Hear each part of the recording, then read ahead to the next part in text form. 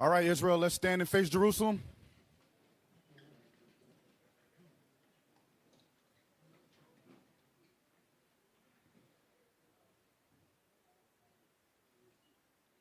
Men of Israel, blow trumpets.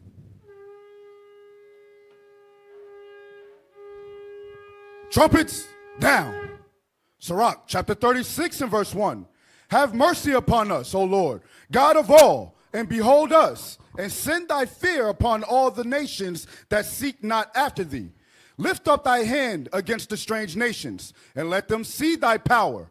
As thou wast sanctified in us before them, so be thou magnified among them before us, and let them know thee as we have known thee, that there is no God, but only thou, O God. Show new signs, and make other strange wonders. Glorify thy hand and thy right arm, that they may set forth thy wondrous works. Raise up indignation, and pour out wrath. Take away the adversary, and destroy the enemy. Make the time short. Remember the covenant, and let them declare thy wonderful works. Let him that escapeth be consumed by the rage of the fire, and let them perish that oppress the people. Smite and sunder the heads of the rulers of the heathen that say, there is none other but we. Gather all tribes of Jacob together, and inherit thou them as from the beginning. Heavenly Father, we thank you for this blessed and holy Sabbath. Thank you for allowing us to gather together in this sanctuary. We thank you for all the sanctuaries across the four corners of the earth, Father. We ask that you continue to look over our leadership, Father, the bishops, the deacons, the captains, the officers, all the men that go out and do the work, Father. We ask that you send forth thy spirit upon these men. Okay, continue to bless the men that are traveling. Allow them to get home safely, Father. We ask that you look over those that are sick in the body. In particular, right now, Father, we have the house of Officer Ehud, the house of Officer Amaziah, or Brother Amaziah, excuse me, the house of Brother Levi from Raleigh. We also ask you to look over the house of Zadok, Father. Send special healing upon his house, Father. Receive his spirit. Have mercy upon his soul, Father. Send comfort to his wife in this trying time, Father. We ask that you look over our food and our drink. The enemies are rising up against our nation, Father. We ask that you send forth destruction upon the enemies, Father. All those that fight against us and that deny this truth, Father, and don't want thy kingdom to come, Father. We ask that you put thy words in the bishop's mouth. Allow his words to be a clean glass of water to thy people, Father. In the precious name of your Son, Jesus Christ, let the congregation say, Hallelujah! Hallelujah! Hallelujah! Hallelujah! Hallelujah! Hallelujah! In the precious name of your Son, Jesus Christ, we thank you. Amen. Men of Israel, sons of God, patient saints, sons of God, and salute. Salute down. Face sisters. To the honorable daughters of Sarah, we say shalom.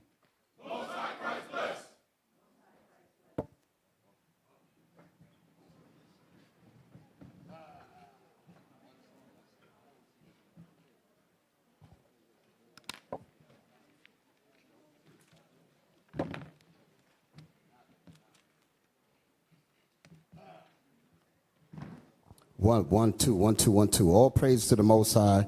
Shalom, brothers. Happy Sabbath to you all. Okay, shalom, my sisters. Happy Sabbath. All praise to the Most High. Glad to be here with you today.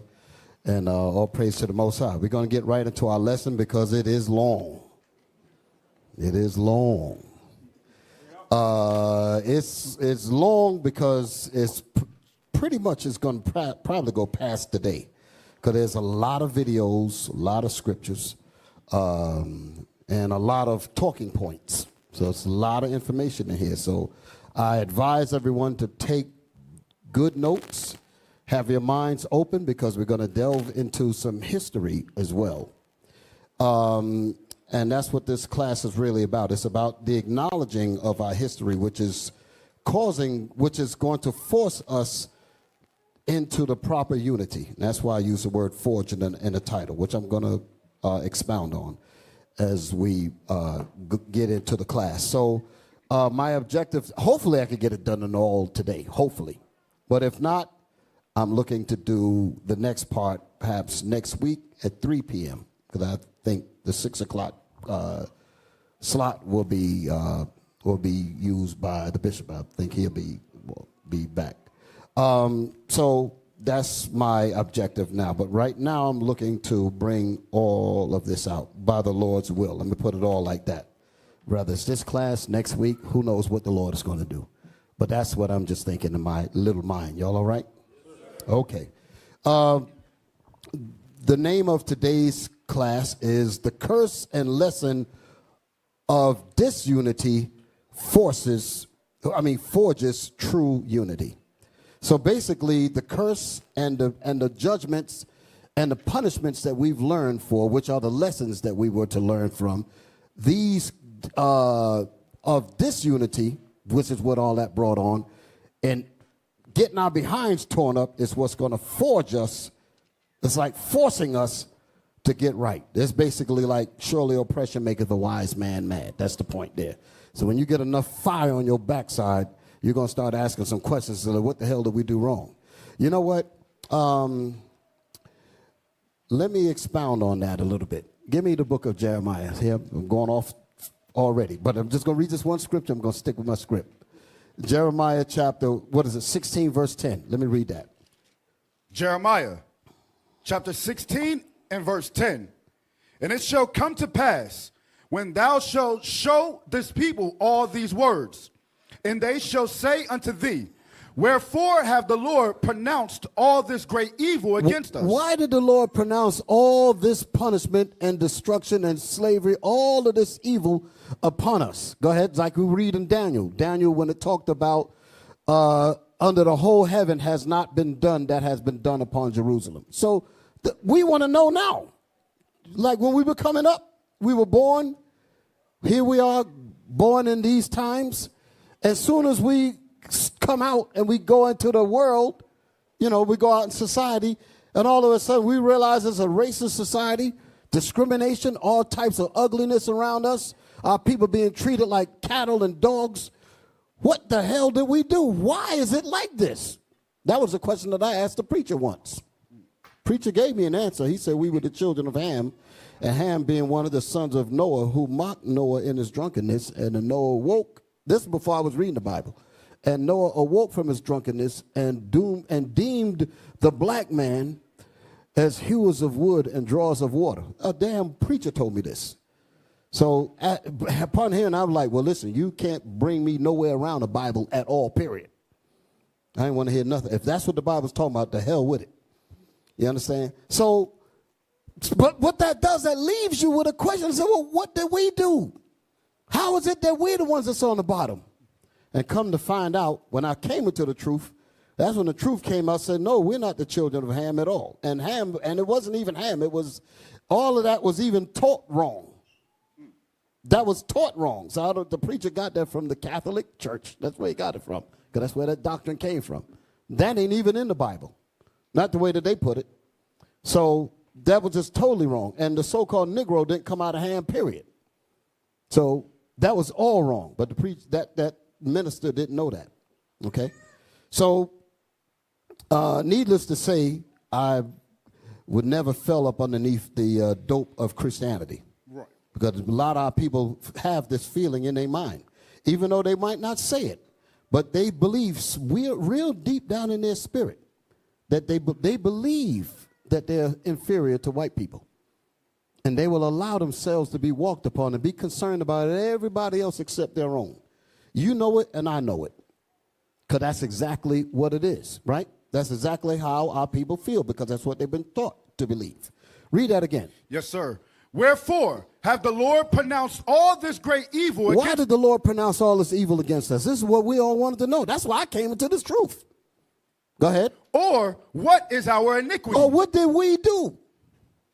Go ahead. Or what is our sin that we have committed against the Lord our God? What did we do to make God so mad that all this ugliness happened to us? This is what we're asking. Go ahead. Then shalt thou say unto them. Then shall the prophet say unto us that's asking. Because your fathers have forsaken me, saith the Lord. Wait a minute. I thought reap what you sow, meaning that it had to be you. Why am I paying for the sins of my fathers? Because we are our fathers. Okay, we've been here many times. Well, I didn't know that then. Y'all all right? But we've been here. That's how, give me that in Exodus 34:7 real quick. And we're going back to that Jeremiah. I ain't going off my topic. I'm going to bring us right back to this here. I just want to get those things up here. Let's get the motor running a little bit. Exodus. Heat the oil up. Yes, sir. Exodus chapter 34 and verse 7. Keeping mercy for thousands, forgiving iniquity and transgression and sin. This is the Lord our God. That's how merciful he is. But he does not forget things. Go ahead. And that will by no means clear the guilty. If you break the commandments of the Most High will bring judgments on you. He'll bring curses on you. He'll bring disunity on you. He'll bring all kinds of hell on you. Go ahead. Visiting the iniquity of what would the Lord do? He would do what? Visiting the iniquity. Visiting the sins and the judgments for those sins. Of the fathers. Upon the children. Upon the children, come on. And upon the children's children. And upon the children's children, the curses are like a ring. Go ahead. Until the third and to the fourth generation. Until the third and the fourth generation, meaning because you're coming back in one of those generations. That's why. And if you don't come back through your direct father's line, you're going to come back through a relative. For those that, quote unquote, don't have children. You're coming back here. That's how reap what you sow works. That's how prepare slaughter for his children for the iniquity of their fathers. That's how that works. That's how he that leadeth into captivity shall go into captivity. That's how that works. Okay, so ain't no getting out of it. Just like we didn't escape, now it's their time to get it. Like you said, the cup is going to pass to them like it passed to us.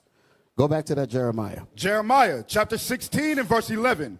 Then shalt thou say unto them. Then shall the prophets say unto those that's asking, come on. Because your fathers have forsaken me. Because our fathers did it. Go ahead. Saith the Lord, and have walked after other gods. And our fathers walked after other gods. And have served them. And have served them, come on. And have worshipped them. And have worshipped them. That's what our fathers did, but listen. And have forsaken me. And have forsaken the Most High. And have not kept my law. And have not kept my laws, have not kept my commandments. That's what our fathers did. But the actions of our fathers was passed down, in the evils and the sins and all that was passed down from our mothers and fathers all the way down to now. Hold that. Give me Ezekiel, 1644? Let's read that. And we're coming back to this here. 1644. Ezekiel chapter 16 and verse 44. Read. Behold, everyone that useth proverbs shall use this proverb against thee, saying, as is the mother, so is her daughter. So our parents end up teaching us to not follow the ways of the Most High. And that's exactly what happened to us as Israelites. Our fathers broke the commandments, and we taught our sons how to break the commandments, and they taught their sons how to break the commandments. That's how those things came all the way down to us. That's why when we go back to Jeremiah, it's going to say that we did worse than our fathers. Read. Jeremiah chapter... No, finish up. Yes, sir. Verse 45. Thou art thy mother's daughter. Thou art thy mother's daughters. Talking about the woman now. Come on. That loatheth her husband. That hates their husbands. We hated our husbands then, and we're still doing it all the way up to now. Come on. And her children. And her children, because they taught the children the same hatred. Go ahead. And thou art the sister of thy sisters. Come on. Which loatheth their husbands. So they taught all the women taught each other how to be out of control and wild and crazy. Go ahead. And their children. Your mother was a Hittite. And he said your mother was, so the most High is having the prophets tell us that, listen, you're acting like the nations. Go ahead. And your father an Amorite. And you see that? So it's getting the men too, because the men was doing the same BS. So the way the mothers and fathers taught their children, it came all the way down to us. Now go back to Jeremiah. Jeremiah chapter 16 and verse 12. And ye have done worse than your fathers. Because we took those traits and we've imagined even more evil and did worse than how they did it. Come on. For behold, ye walk every one after the imagination of his evil heart. So basically, not only did we do that, but them same spirits came back and did worse this time, because we were our fathers in many of those cases. Came back and did worse this time. Come on. That they may not hearken unto me. That we will not hearken unto the Lord. So that's what happened. That's the reason why all this hell is catching upon us. So is that it? Yes, sir. Okay. So the point is, what do we do with this knowledge? What do we do that now we have the field of madness all around us? And as men, like I've been saying for years, when are the men going to stand up and say, okay, enough is enough. We cannot look externally to do something that we see with our own eyes. The Most High gives us a mind, gives us a brain, give us the power of speech, give us the ability to organize, give us the ability to set things in order. Why in the world are we handing a manhood badge to somebody else and still want to be called men? No, cannot do that. It has to be to a point where you get tired of having your behind whipped, tired of being messed over, tired of looking like stupidity and ran over and all of that, and it's time for you to stand up within yourself and say, you know what, that's enough. And that's what we're talking about here now, okay? So now that we've read that, right? Yes, sir. All right. Now, I want to ask a question. Well, I ain't going to ask a question. I'm just going to mention something. Well, I was watching Deacon Asaph's class last night on Friday Night Raw. And I'm going to just put this small section, I'm going to call this small section of the class, the psychological torture and effects of Christianity. Let me say that again. The psychological torture and effects of Christianity. And this particular opening here is actually going to have something to do with the class, because I'm going to get into how we were broken and how those curses and how those what was the other thing I said? Curses and where's the title again? And the lessons of disunity, how those things brought us to a point where it forced us to be unified. Those evil forces of disunity, which is caused by the curses as a result of breaking God's laws, and the lessons that we must learn as a result of the curses. And these curses have led to a level of disunity where everything is out of whack now. So again, where are the men going to stand up in God's truth and set this earth back in order, starting with his own family, starting with his own congregation, starting with his own life? When is he going to do that? When is she going to do that? When is she going to say, you know what, let me be a helpmate to my husband to make sure that what he's talking about in that righteousness in that Bible, I'm going to support him. That's the unity that we're talking about. And I haven't even gotten deep into the exponential unity yet, but we're going to get it in this class here.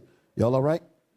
All right, so dealing with the psychological torture and effects of Christianity. Like I said, last night on Friday Night Raw, Deacon Asaph was addressing Sister Valerie. Now, I'm not throwing any shade at her, but she had a question. And her question was about the nations, okay? And I'm going to let the video play. I just took a snippet of it. I'm going to put it out here. So Valerie's question, and what I understand about this question, it is a grave concern that's typical of nearly all black Christians. All black Christians always worry about the other nations rather than their own salvation. And it goes right back to what I was saying. We value everybody else, but we don't value ourselves. That's crazy to me. And the worst part about it, there was a time when it didn't used to be crazy. That means I was on dope. I was on crack. I was on crack. Can't say I was on Christianity. I better watch out, because I said they're going to edit that, right? They're going to edit that. I ain't never smoked a pipe or nothing. Never in my life. Never. And I grew up in Harlem. Never touched dope, drugs, none of that. Okay? That's not my thing. But what I'm calling crack is Christianity. I wasn't really a part of that, but it was so pervasive in my upbringing, I could see how people can get their minds warped into following that sickness.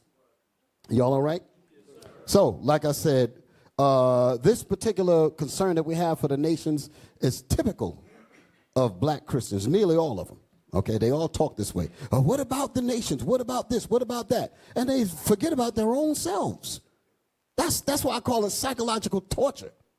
Because how do you step on your own self in allowance of somebody else being over you, and you accept that? You gladly accept being a second-class citizen. You gladly accept being at the bottom. How do you sleep at night? How does that work? And it doesn't work. It doesn't work, because the fact that it doesn't work is the reason why you're on drugs, the reason why you drink, the reason why you smoke all kinds of reefer and dope, The reason why you drink all kinds of alcohol, do all kinds of wild things, because you're trying to cover up that empty feeling that's in you because you know you're not right in thinking the way you think. That's a real sickness. But Christianity is the bedrock of all of that. Y'all all right? Now, hit me with the video.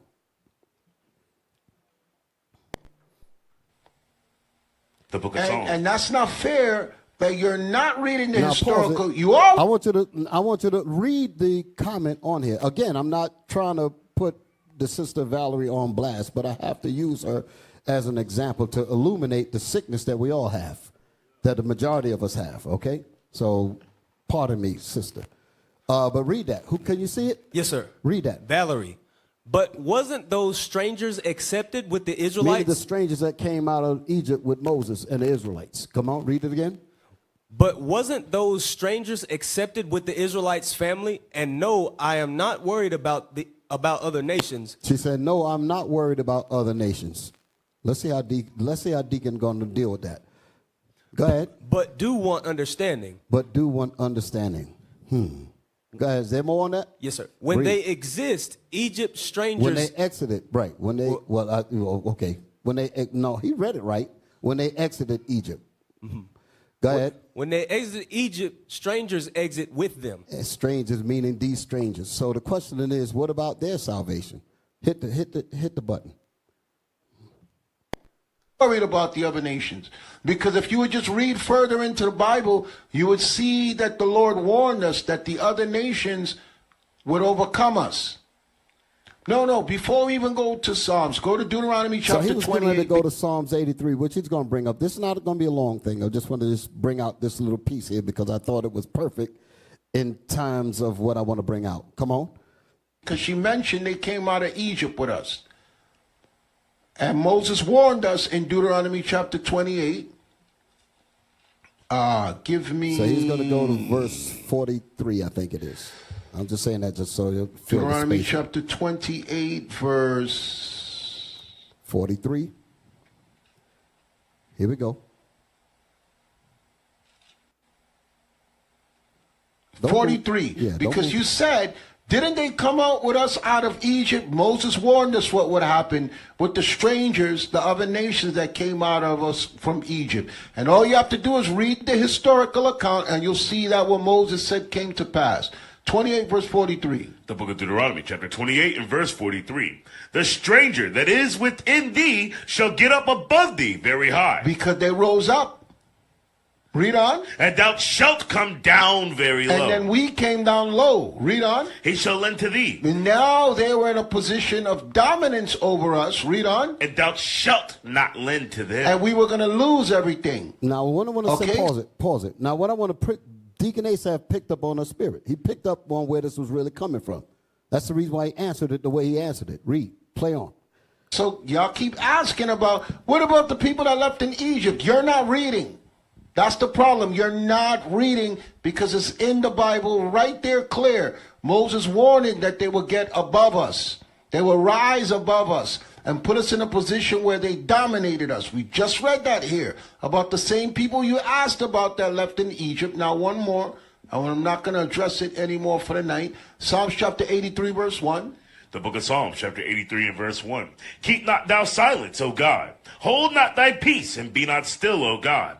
For lo, thine enemies make a tumult. So in the book of Psalms, it's saying that God has enemies. A tumult is a loud gathering of people. Read on. And they that hate thee David says, they that hate thee, read on, have lifted up the head. they've lifted up their head against God. They wanted nothing to do with God. Read on. They have taken crafty counsel against thy people. So David told us in the Psalms that the other nation would take counsel against God's people. Crafty Read on. counsel. And consulted Go ahead. against thy hidden ones. Okay, because they hid our identity. Read on. They have said, come and let us cut them off from being a nation, that the name of Israel may be no more in remembrance. Who does not remember that they're Israelites? Us. Why do we not remember that we're Israelites? Because the same nations that y'all keep asking about cut off our identity, stole our resources, got high above us. And y'all don't care about that. Y'all just keep saying, what about them? What about them? The Bible warns you over and over of the things that they were going to do to you. And you still keep asking, what about them? They came out with us in Egypt. They came out in the wilderness. You see this? That makes no sense at all. This is why I'm talking about Christianity as hypocrisy. Because the condition that we're in is about the same nations that y'all keep asking, what about them? What are they going to be in the kingdom? They were with us in Egypt. Y'all saying you don't care about them. Yes, you do. Because that thought process comes up all the time. Read the verse again. So that was it on that, right? So that's it. Now, I want to make a statement about this because I sent a comment in response to that. And this is what I said, and it's on the channel when you actually watch it. I think it's up there. I posted it anyway. My comment to this was, it's crazy how we love the prominent position and status that the other nations have over us, that we envy where they now are. We envy their position. All the while at the same time totally ignoring and dismissing the broken skulls, and my broken skulls meaning busted our heads open. How they got it. I meant that literally. Broken skulls and broken minds, psychologically damaged, as their criminalized victims. They criminalized us and made us the victims of everything that they've done against us, as they ascended above us into this prominence. Christianity don't even speak to this. So the people sitting in church wrapped up in that Christian garbage, that dope needle, it's the worst thing. It's worse than crack. To be tied up in that mess where you hate yourself is absolutely crazy. You're oohing and ahhing over them, and the reason why they're above you is because they smashed your damn head. And when you get a little bit of sense to even be able to open one eye, because your head been mashed, and you look and you see them in prominence, you're busy glorifying them. Meanwhile, your brothers and sisters are in abject pain and destruction and poverty. And you're happy with that, talking about some saving them. That is some real sickness right there. That's why I call it the psychological torture and effects of Christianity. I can't think of nothing worse than that. Makes me sick. We have laid our bodies as the ground for them to walk upon. Give me that in the Bible. Okay, give me that in the Bible. Let me mention one thing before we get there. Give me Ecclesiastes 7:7 for a second. Then we're going to read this Isaiah. Because I'm going to read this part again about how we laid our bodies down. Ecclesiastes 7:7. Let me tell you about the false hope in Christianity. Ecclesiastes chapter 7 and verse 7. Surely oppression maketh a wise man mad. When you're getting your butt kicked, that heat on your backside going to make you ask some questions. Going to be like, listen, I need to stop this before I ain't going to have no behind left. You got to stand up. You got to do something. So you're mad. You're agitated. You say, I got to stop this from happening to me. I want to get out of oppression. I got to organize. I got to do something to get out of this hell. Go ahead. And a gift destroyeth the heart. But a gift destroyeth the heart. What is the gift that the Edomites and the slave masters' demonic doctrine of Christianity did to us? Christianity gave us a false gift of thinking that we're going to be high in the sky, pie and all that madness with them, and it put us to sleep. I heard someone refer to the people in the Christian church as basically those who have taken a sedative and put it like a big sleeping pill. That's basically what Christianity is. It allows you to go to sleep so that you don't realize reality. Christianity, to me, is a sleeping pill that just nullifies your senses. That's the gift. And it ain't even a real gift. You ain't really prospered nothing. These people in Christianity are homes are destroyed, torn up, messed up, daughters all this way, sons all that way, all kind of craziness going on. Power bottoming, getting diddied up, all types of stuff going on. Christians and all that. And they talk about something they got it going on. No, man. You ain't clean at all. Huh? Pick up the soap. Nah, let me stop. So Give me that in Isaiah. Isaiah chapter 51 and verse 20. So my point is Christianity has caused us this false gift that destroyed our minds, have caused us to say, oh, we're all right, we're good. You ain't good at all. You ain't good at all. But it has caused us to lay our bodies down as the ground for them to walk upon. Now we're going to read the Bible. Isaiah chapter 51 and verse 20. Yes, sir. Thy Come on. sons have fainted. Our sons have fainted. Go ahead. They lie at the head of all the streets. This is our sons on the corners selling dope, trying to pick up these lewd wild women with no aim, with no guidance or nothing. Lie at the head of every street corner. Go ahead. As a wild bull in a net. They mad because they ain't got no damn opportunity. They bugged out crazy. They're like a wild bull in a net, in a trap of captivity. That's your sons. That's your daughters. You Christians. Go ahead. They are full of the fury of the Lord. They're full of the judgment of the Most High. The Most High is not going to prosper them. That's the reason why they're going to come home and do all kind of evil. Some of them are going to get shot. Some of them are going to go to jail. Some of them are going to be laid out in an alley somewhere with dope all in his mind and his body. Going to get wasted. Drive by any damn thing. Read that again. They are full of the fury of the Lord. They are full of the anger of the Lord because we broke the Most High's commandments. And Christianity has not told our people that yet. Change your ways. Repent. That's the message. Read. The rebuke of thy God. The rebuke of our Father. That's the Most High. He's putting the hell on us to wake us up. But Christianity telling you, no, you're all right. That's that sleeping pill I was talking about earlier. Read on. Therefore, hear now this, thou afflicted. Hear thou this, thou afflicted. The Israelites are afflicted in captivity. Come on. And drunken. And drunken. But with Christianity, hold it. And drunken with Christianity. That's the bedrock of all the evil that's out here. Drunk. Go ahead. But not with wine. No, they're not drinking Mad Dog 2020 or Swiss Up or Wild Hours Rose. Don't ask me how I know about those. I never drank them. I don't know what they got out here now. What they got out here now? God, they got all kind of craziness. But they're not drunk with that. Come on. Thus saith thy Lord, the Lord and thy God that pleadeth the cause of his people. Read. Behold, I have taken out of thy hand the cup of trembling. The Most High is trying to get us out of this captivity. He's trying to wake us up. That's what he's going to open up our ears in oppression. He's trying to wake us up. Read. Even the dredge of the cup. Even the dregs of the cup. Damn, we felt it all. The Most High was mad at us. Come on. Of my fury. Of his fury. Read. Thou shalt no more drink it again. That's the ones of us that repent. That's the ones of us that repent. The ones of us that don't want to repent, the Most High going to waste you. You ain't never going to be seen no more ever again. And that final judgment of that final death coming, he said you're going to be stamped into outer darkness. That's what he's talking about.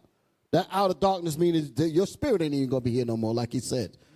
Don't worry about the man that can kill the body. Worry about the power that could kill the body and destroy the soul. That's that outer darkness where you won't exist no more. You don't want to be there. You better wake the hell up. Come out of this daggone mess called Christianity. Read. But I will put it into the hand of them that afflicted thee. But I will put this cup of trembling and all the dregs of the cup into the hand of those that afflicted us. Christians don't want that. What the hell is wrong with them? She's worrying about the people, and all the people hated us. Psalms, the 83rd chapter, was the perfect scripture. All of the nations got together, conspired together that the name of Israel may be no more in our remembrance, and came together with crafty counsel. Those were the same nations that came out during Egypt. The same people. Go ahead. Which have said. Also, in another part of the scripture, it said, the stranger that is within thee shall get up above thee very high. That didn't happen in the wilderness. That happened many years later. Now they're way above us, and we went down very low. And here's this doggone Christian mess talking about some worrying about them. And our heads are busted and broken open. We barely could see out of one eye. Read. Which have said to thy soul. Read that again, that verse again. But I will put it into the hand of them that afflicted thee. But I will put this judgment in the hand of them that afflicted us. Which have said to thy soul. Which have said to our soul. Bow down. Which they said bow down. Damn, this is Christianity right here.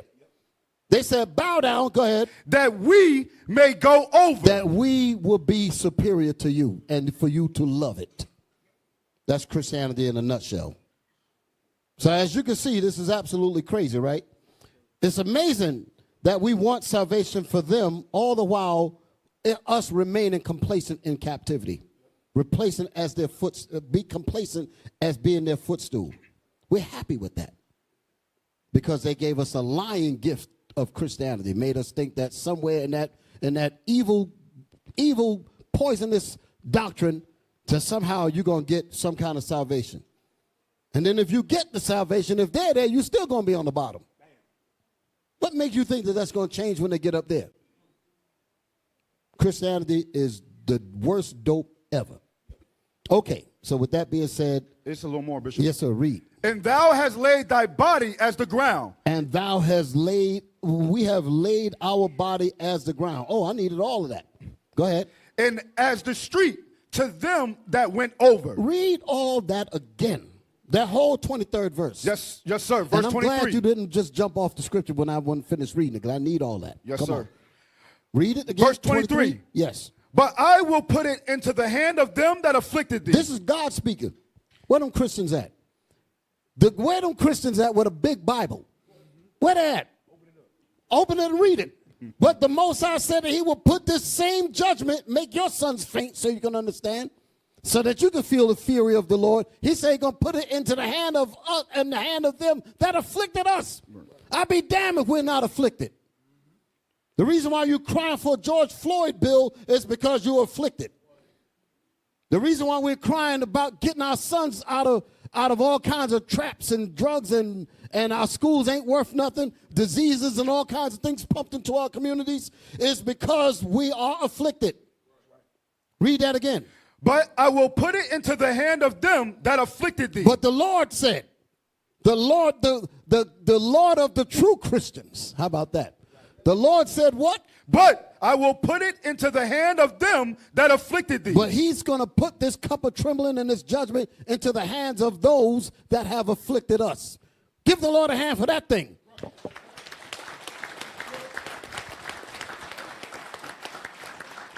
You're giving a hand to the Lord that you are not underneath the dope effects of Christianity.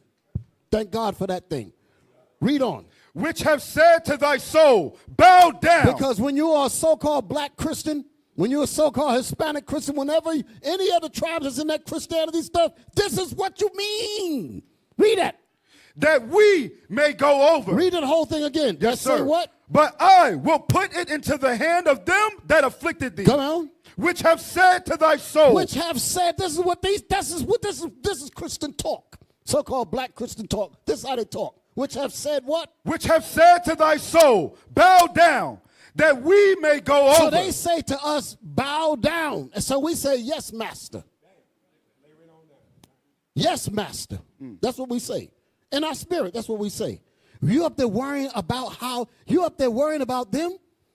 Do you realize the whole planet Earth is enjoying a liberty because of our destruction? Man, when I start going through these videos and this stuff here, y'all gonna see just how bad it is. I've been waiting to get this stuff up here on the screen, and I'm gonna bring it out too. I've been waiting to bring it out. Read. Which have said to thy soul, bow down, that we may go over. And thou hast laid thy... said, bow down. So they said, get down. Put your head on a laughing barrel. You better not even laugh in public. Get down. And you see me coming on the sidewalk, get off. Don't even break my stride, nigga. That's what they're saying in their mind. Huh? And here we jump off and let them go by. That's crazy. And we've been psychologically morphed into that kind of thinking to accept that as normal. What does that do for you as a man? What does that do for you as a father in your house with your children and your wife? That you have to bow down. And you have to explain to them about bowing down. I'm going to mention something. I was listening to way back, I was listening to a program about slavery, and it talked about during the chattel slavery when the so-called white man would come into the slave quarters and he would rape the black woman, and she'd be in the bed with her husband. Dig it now. In the bed with her husband. He'd come in, boom, take a walk, get out. We're going to borrow her for a little bit. And when we bring her back, she's going to be more, she'd be more worthy. Say some stuff like that to the man. And that's his wife now. They jumped over the broom. You know how they do the marriages. They no real honor at all. Can you dig it? They'll soil her, mess all over her. Then allow the man to come into the bed. Take the woman out the man's bed, first of all. Take her somewhere and give her to some so-called plantation visitor. A visitor said, listen, have fun with one of my wenches. Well, ain't she married? No, she ain't married. Take her out of his bed. Go have fun with her. Bring her back to his bed. And then she has to come in there. Listen to what I'm about to say. Talk about some psychological torture. She has to come back in there knowing that she was soiled, knowing that she was defiled. And she still has to make the man feel like he's a man because he knew that he couldn't protect her.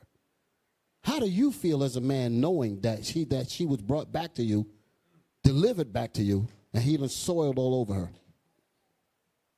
And somehow she has to still protect your ego, your manhood ego. These bastards got to pay for that. They got to pay for that. And I ain't never going to be up under no doggone dumb, stupid Christian doctrine that's going to make me forget that.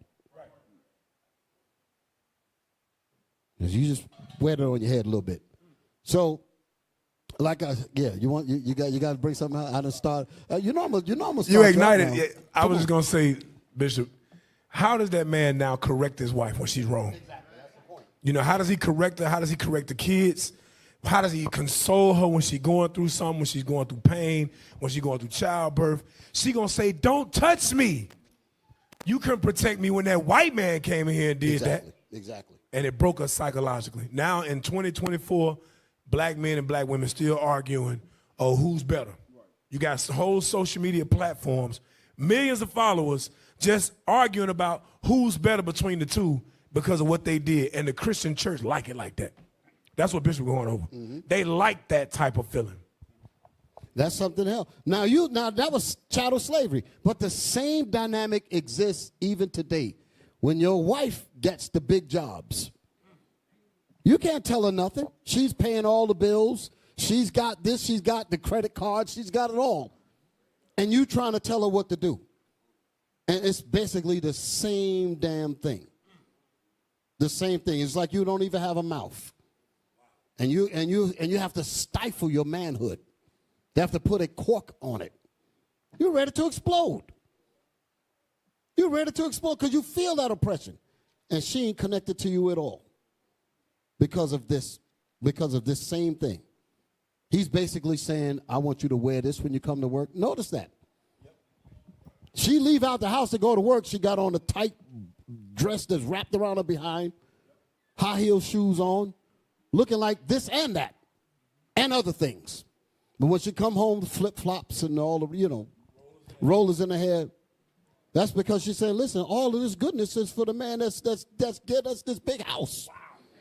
That's paying the bills. You just here, nigga. And Christianity is okay with this. That's my point. You got many people sitting up in the church with this kind of mess going on right now. And ain't nobody addressing the real pain that brother is feeling. No restitution, no reward, no nothing. You just going to be this way forever. That's basically what you're getting in Christianity. That's some real dope. And made to love it. That's what I'm saying. That's the best crack ever. You go back for more. What did y'all learn in church today? I don't know, but it sure was good. Looking like they huh? Looking like they just like they just lit up something, like they beamed up to Scotty. I don't know, but it sure was good. Wow. Man, I'm telling you, man, Islam is just as bad, but I think Christianity is the absolute worst. So I just wanted to make those points. Like I say, it's amazing. It's amazing that we want salvation for those that literally hate our guts. But meanwhile, we're the ones that's at the brunt and the brutality of all the nations, and there's no concern from us coming from our own. That's really something to think about. So, with that being said, let's begin our lesson for the Sabbath. Okay?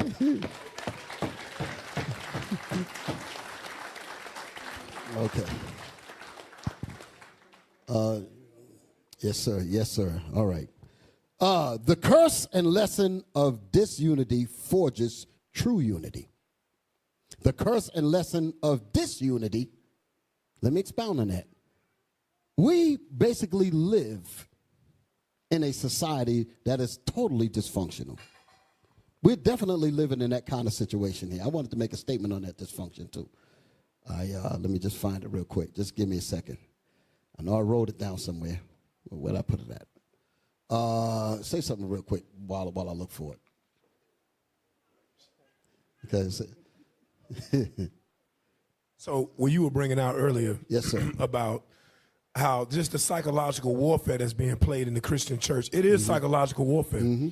The pastor knows that he has to have a certain amount of women in the congregation in order for it to run the way that it has to run financially. Willie Lynch said that. He said, keep the black woman close because she's good for economics. The church pastors know that. They become to grips with that, and they're okay with it. That's why in the counseling session, which they make you pay for, by the way. Am I wrong? Don't most Christian pastors, when they counsel you and your wife, they say you got to pay him. You got to pay him to get counseling. no stuff. No stuff. Yes, sir. You got to pay him. So wait a minute. Now I don't want to cut. Go to finish the thing because my mind goes into different things. Like I said, I make my points to say I'm from Harlem and all that. But what I'm about to say is typical everywhere, right? Here you got the guy. He got the dope.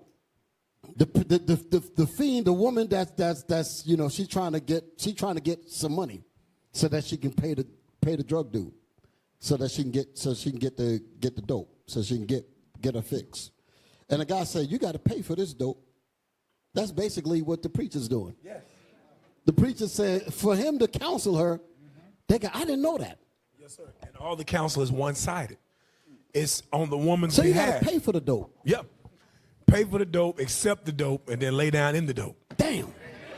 We'll come back and get the dope next week. Damn. That's it, Bishop. And I tell you, when I say about the dope and all that, me and Bishop Nathaniel, we know about the dope scene. Even Bishop Kanai, he was up there, he know about it. The daggone woman, she said, well, listen, man, I need a hit. I need a fix. I'm out here trembling. You see me shaking and all that, having withdrawals and all that. Man said, oh, you want it? Go down on my pit bull. We know about them stories. Go down on my pit bull. That's the equivalent of them going to church and getting the counsel. So let me stop there. I done went off the rails already. You got to reel me back in. Don't let me go too far out. All right. The curse and lesson of disunity. So that's, like I said, that's the curse of us not following God's laws. I did have something that I wanted to say. I found it. I wanted to make this point here about dysfunction in households that Christianity does not address. They say they do, but they don't. Because if they did, you would not have crack. You would not have prostitution. You would not have all of these things going on right outside the doors of your church, right on down the block, right in the communities. You won't have this kinds of stuff if the truth was actually being taught in there. Your people in the church will be going out in the community and dealing with it. You wouldn't just stay behind the walls, so to speak. The typical black family suffers from the dysfunction of Christianity and the keeping of no commandments. If you look at the typical black family, really take a good look at it, you'll find levels of dysfunction in there that's not even funny. And nobody has thought about how to fix this. And all of those persons that's in there has some deep tie or chain to Christianity. And Christianity has not addressed any of those issues that involves real life dysfunction that's going on in these very households. That's something to think about. So what are you going to church for? If your lives are not being made better through the scriptures, if your lives are not being better in terms of your relationships, if your lives are not being made better all the way around. The Bible says, ye shall know the truth, and the truth shall make you free. Well, then why is that not the case? Then you'll feel the affliction, but then the preacher will tell you, you got the love of Jesus. You are free. But meanwhile, your husbands are drunk. Your wife's a prostitute. Your children are running around, hopping on every rod that's out here. And by the way, I thought that, and I did want to give a shout out to all of the teachers. Captain Jan and Captain Zephaniah, they taught the morning class, the morning Sabbath. Excellent. That's right on the money. The subject that they brought out. Deacon Malachi at 12 o'clock.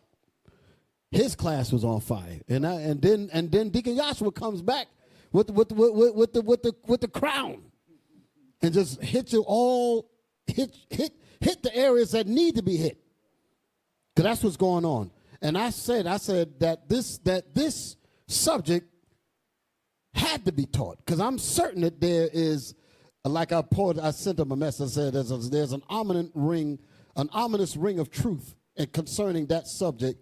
That's out here on many people in these congregations. Quiet as it's kept. A lot of that madness is going on. So I say this at the up front. Go back and watch those 3 classes. I think those classes was on point, and it's definitely dealing with a real spot that's going on in many of our young men and our young women. Okay, so I just put it there. Shout out to the captains and the deacons. Shout out to you brothers that put those lessons together today. So all praise to the Most High. So, moving on. So, the unity that I'm speaking on is the unity that brings its own autonomy. Remember I was talking about autonomy last week and I didn't get to open it up? Brings its own autonomy and ecology or ecosystem. Okay? Because we are a gifted people. That's what we really have to understand. And we're going to show you how gifted we are. Not only that, our enemies, the same enemies that some of us are wanting to come out to rule with us, those same enemies saw the greatness in us and waited till we broke the laws of the Most High, and then they said, that's our time to go after them and put them on the bottom. They said, surely this is the day that we've been waiting for, now that we have swallowed her up. I didn't even write the scripture down, but that's a good one. Let's find that one real quick. Yeah, read that. Yeah, let's read that real quick. That ain't even in my scriptures, but since I quoted, let me bring it out. Because this is how they feel. Lamentations chapter 2 and verse 16. All thy enemies have opened their mouth against thee. Wait a minute. All our enemies, these are the same. Wait a minute. Wait. In the book of Psalms, like Deacon Asaph said, Psalms. In the book of Psalms, y'all all right? In the book of Psalms, it named the enemies, and it literally covers all the nations on this planet. It said, thine enemies make a turmoil, and it starts from Edom all the way down, getting everybody. Y'all all right? Yes, sir. So that includes the ones that came out of Egypt with us. Now read that again. All thy enemies. So all of the nations, go ahead. Have opened their mouth against thee. Have opened their mouth in pride and lifted up their heads against the Israelites that told us to bow down. I'm putting all the scriptures together that say, bow down and let us walk upon you. And you say, yes, amen, in Jesus, in white Jesus. That's what you said.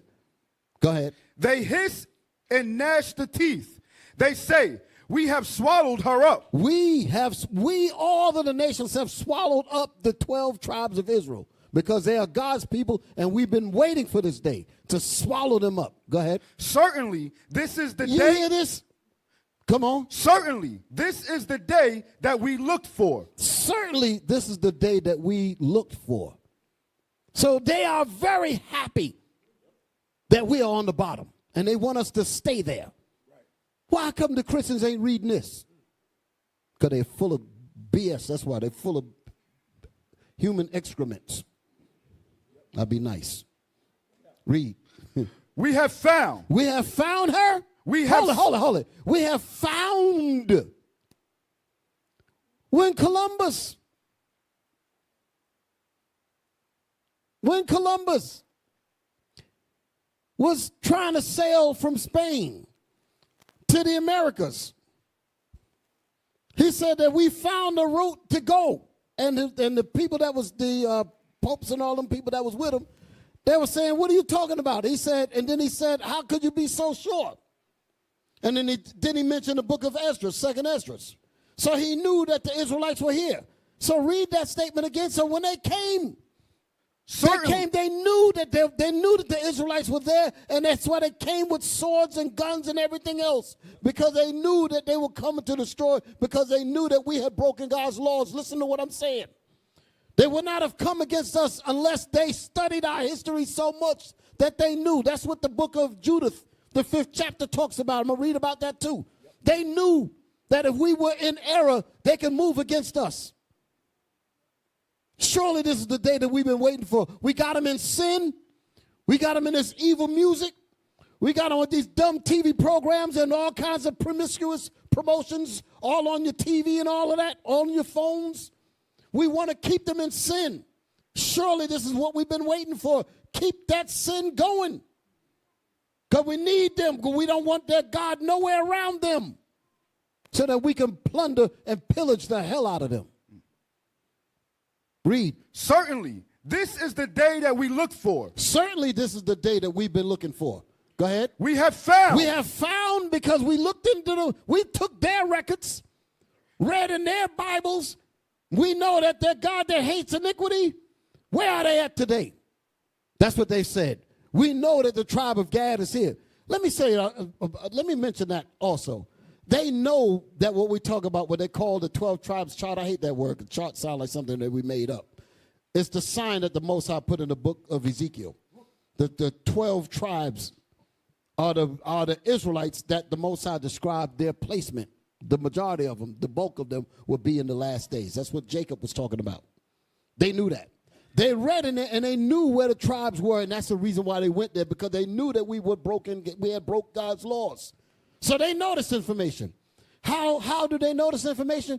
Because the same records that we bring up, listen, the books, we actually brought the books that the so-called white man wrote, pointing that these people over here are the Israelites, pointing about Puerto Rico, pointing about Santo Domingo, pointing about Haiti, talking about the brothers in South America and all that, in the Americas and all that. They know where the Israelites are. They have it recorded in their own books.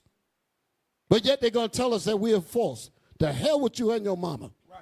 We know that we're telling the truth, and we don't give a damn. Right. I'm just saying it that way.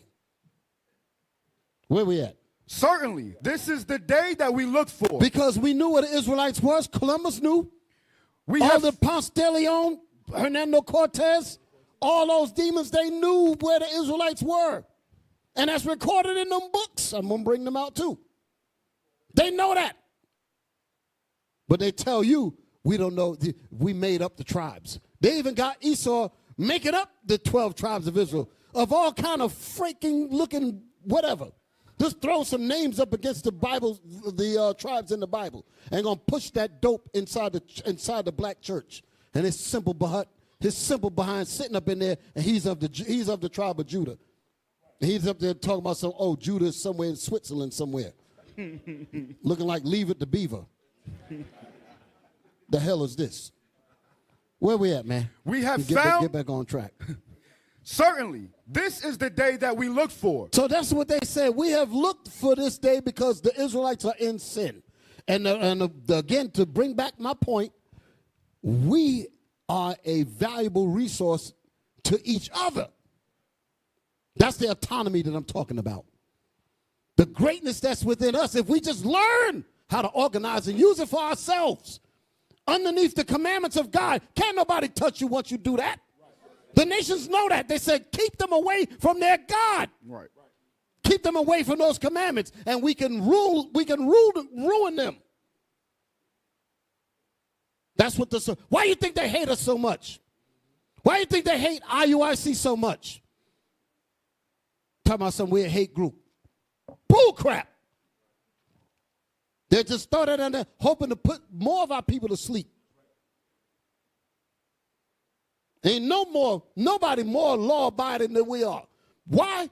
Not because you said it, because the Bible says it. Read. Certainly, this is the day that we look for. Certainly, this is what the nation says. Certainly, this is the day that we look for. Come on. We have found. We have found because we know where the Israelites are. We have seen it. We have seen it. We've seen that they're breaking the laws of God. The Lord have done that which he had devised. He said that we will be pillaged and destroyed by our enemies. The nation shall come from afar and come and destroy all of us in our captivities. That's what they knew this. They read our Bible more than we do. Because they said we must know where their strength is. We must know what ties them together. We have to have it. Keep them away from that. They make all kinds of movies talking about you, and you don't even recognize that that's who they're talking about. It's not just a book. That's what he said. Right. It's a weapon. Right. They know what this book means. Where am I at? You want? Did you want to go to Judith? No, I ain't ready for that yet. Yes. What did you just read? That was verse 17.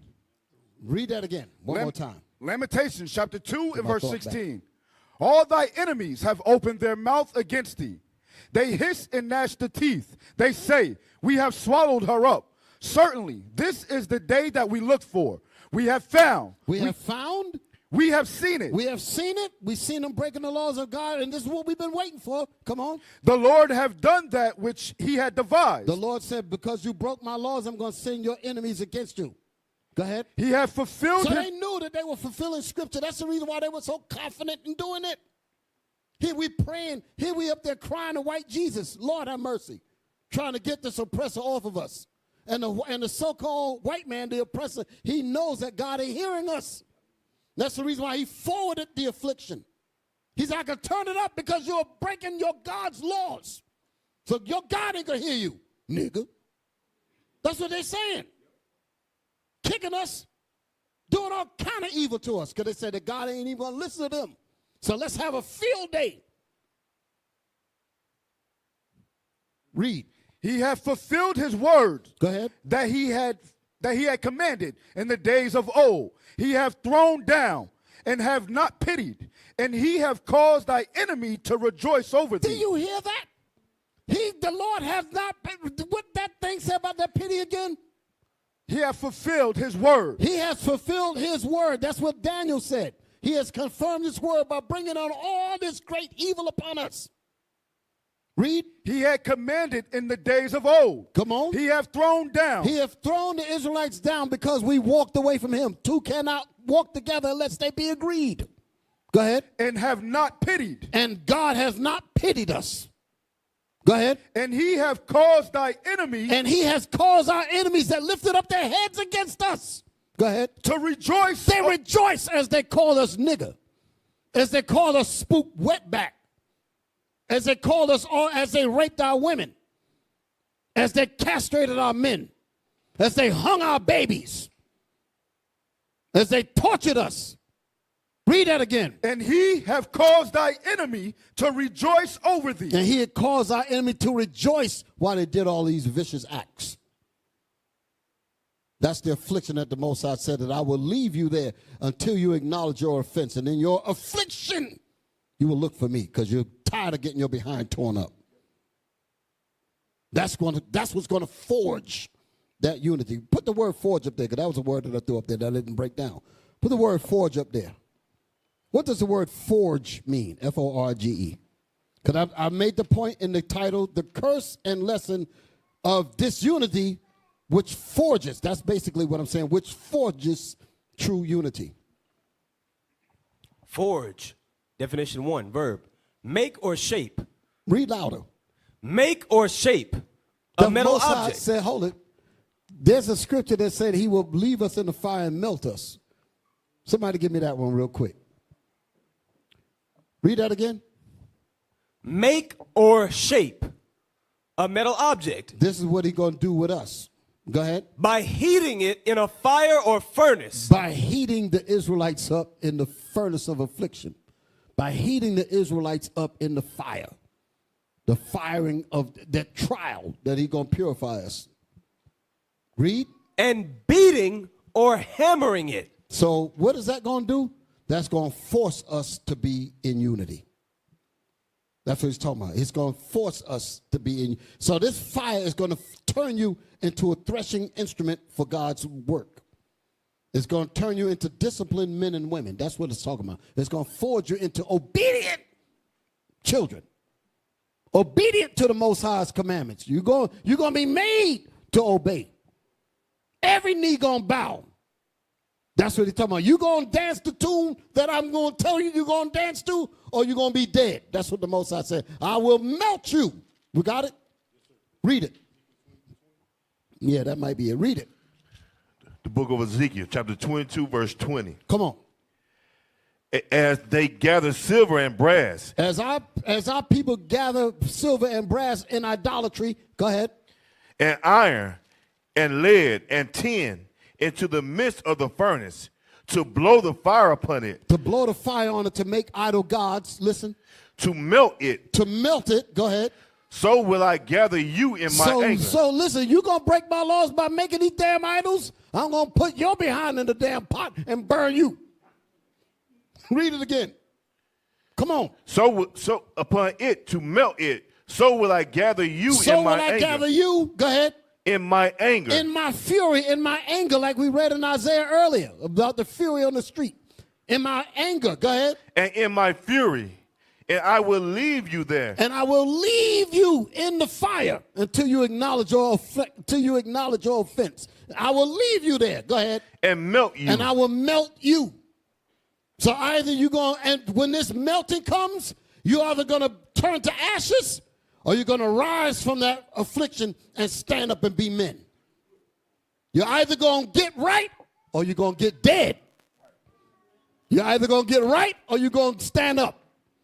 But I'm going to put this fire on you until you recognize where you're supposed to be. If you don't want to get yourselves right, I'm going to waste you. That's what he's saying. Y'all all right? Yes, sir. All right. So that's why I use the word forge there. Now, let me get past page 1. Like I said, the unity that I'm speaking on is the unity that brings its own autonomy and ecology and ecosystem. Let's show the screenshots. Autonomy. Right? That was the first one. Autonomy. Let's read that. Come on, Lakim. Autonomy. You got your glasses on? Yes, sir. Okay, now I know we're ready now. Yes, sir. Come on. Autonomy, independence, or freedom. This is what we're asking for. Independence and freedom. What I mean by that, now I know we live in the world. We got to deal with the world and all of that. We're wise people. But we should be able to govern righteousness in our own atmosphere, in our own circumference, in our own community. Y'all all right? We don't want anybody interfering us serving our God. We should be looking for this. And when we get that proper unity, the Most High is going to bless us with this. And as he's blessing us, he's going to kill our enemies. I didn't bite my tongue. He's going to kill our enemies. Because the only thing we need to do is be united in Christ under him. Once we're doing what the Lord causes us to do, the Lord is going to step in. He has to step in because we're doing what he said. And he said, if you keep my commandments, I will lay your enemies down. You will be my chosen. And I will beautify the meek with salvation. Meek meaning adherence to the scriptures. So we want to get to this level of autonomy. Read that whole thing there. Independence. Independence or freedom as of the will or one's actions. So this is what we're looking for. Come on. The autonomy of the individual. So autonomy, again, means self-governing. That's what it actually means. It means to have its own, I guess they would say kinetic energy, has its own reciprocating properties that causes us to operate as an engine, so to speak, to be autonomous. That's why they call it an automobile. Autonomous. We know how to use things within us to sustain us. The nations know that we have this greatness within us, but we've been so zapped in our brains we don't even know about the greatness that's right there in us. I got so much information here, it's going to blow your mind. A lot of the inventions that y'all see right here in this society, you don't even know that your people did them. I had to take my time and go through, and I still didn't get all of them. I only got just a few. There's like 20 pages of stuff, of magnificent inventions that we did. So why is it that we're not benefiting from that? Because we're not properly unified. And when I say unified, I'm not talking about unified in terms of what was going on during the Panthers and all that. I ain't talking about that, because the Most High wasn't with that. I'm talking about the unity that the Most High is talking about. When we unite under him, this is not like some past movement. That's the reason why we said we're not affiliated with any of that. The kind of unity that we're talking about is what God is talking about. This is not going to be stopped. That's the point. Read that again. The autonomy of the individual, go ahead.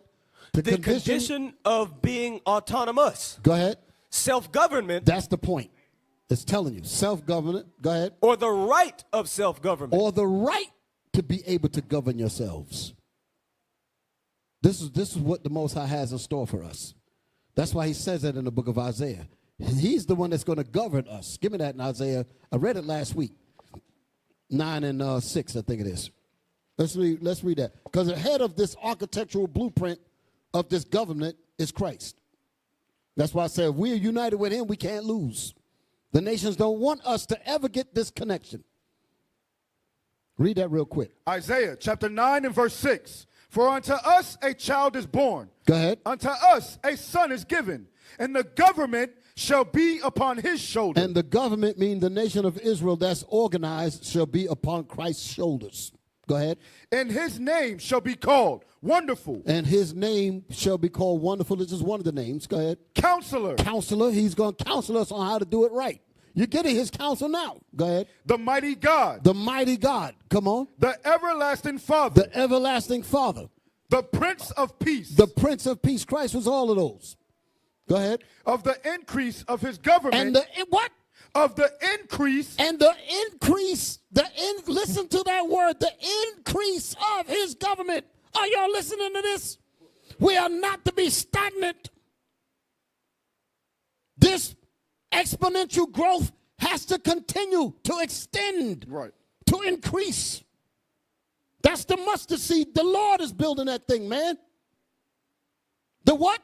Of the increase of his government. The increase of his government, of his autonomy. Go ahead. In peace. In peace. Go ahead. There shall be no end upon the throne of David. Did y'all hear that?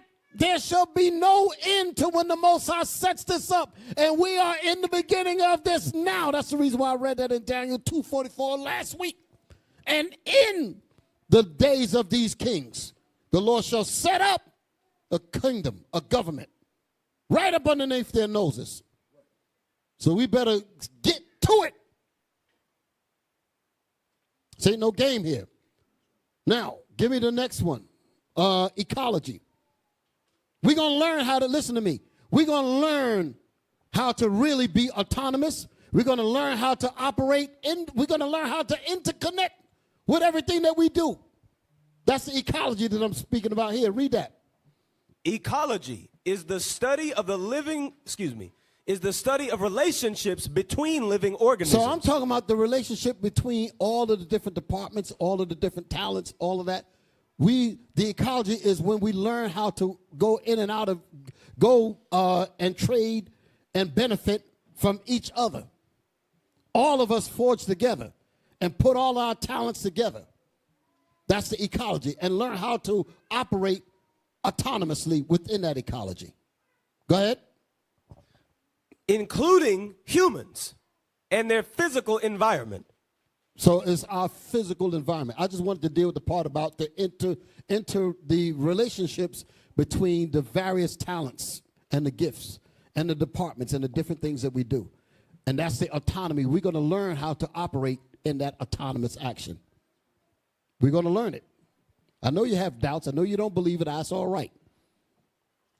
But it's coming. I have no doubt at all. Give me the next one. Ecosystem. Read. An ecosystem is a geographic area where plants, animals, and other organisms, So let's just talk about an organization. Go ahead. as well as weather and landscape, work together That's the part that I want. Work together. Go ahead. to form a bubble of life. Or to form a government.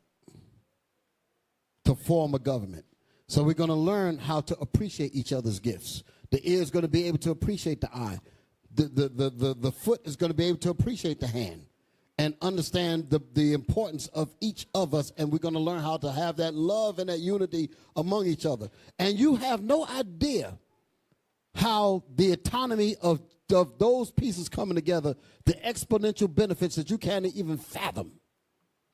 You can't even fathom how great that is. And we're going to talk about those things as the lesson moves on, right? So that's it on that, right? Let's come out of this. Bear with me, brothers. Let's see where I'm going Bishop, next. it was a little bit more than that, Isaiah. Yes, sir. Read on. Bring it Isaiah on. chapter 9 and verse 7.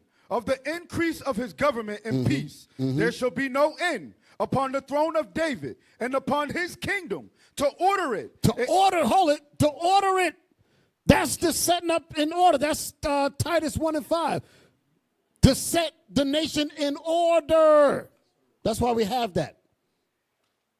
The thing that you see in the street with the marches and the formation and all that, that is the how can I put it? That is the physical embodiment or the physical counterpart of what we do in the spirit. So you can understand, it ain't per se all about what we do out in the street in the marches and all that. That is to show the unity and the discipline on a physical scale. But that is a model on how we're supposed to be in the spirit. That unity, that discipline. I remember when we first started doing that, one of the brothers commented and he said, you got to understand the impressive unity that I see with these brothers. It was over 800 or 900 of us. It was a lot of us there. You know me, I ain't gonna give no numbers. And the brother said, you got to recognize something. They said, these brothers have come from all different schools to come here to act like an army of one. Do you know what kind of discipline it takes to set that up? You have brothers coming from all over the world. You couldn't tell the difference from one to the other. They're all in their purple, the black cargo boots and all of that, and they all look like one. And when they move, when one turned flank right, flank left and all of that, and they saw them all move as one, you could not tell if this one was from Sweden. You couldn't tell if this one was from New York. You couldn't tell if this one was from North Carolina. You couldn't tell if one was from Germany. You couldn't tell if one was from Ghana. You couldn't tell nothing. That's the order. That's how we have to be in the spirit. And what kind of discipline did it take to forge that kind of unity? That's what's going to happen to us in the spirit. Y'all all right? Yes, sir. People doubted that. I had no doubts at all.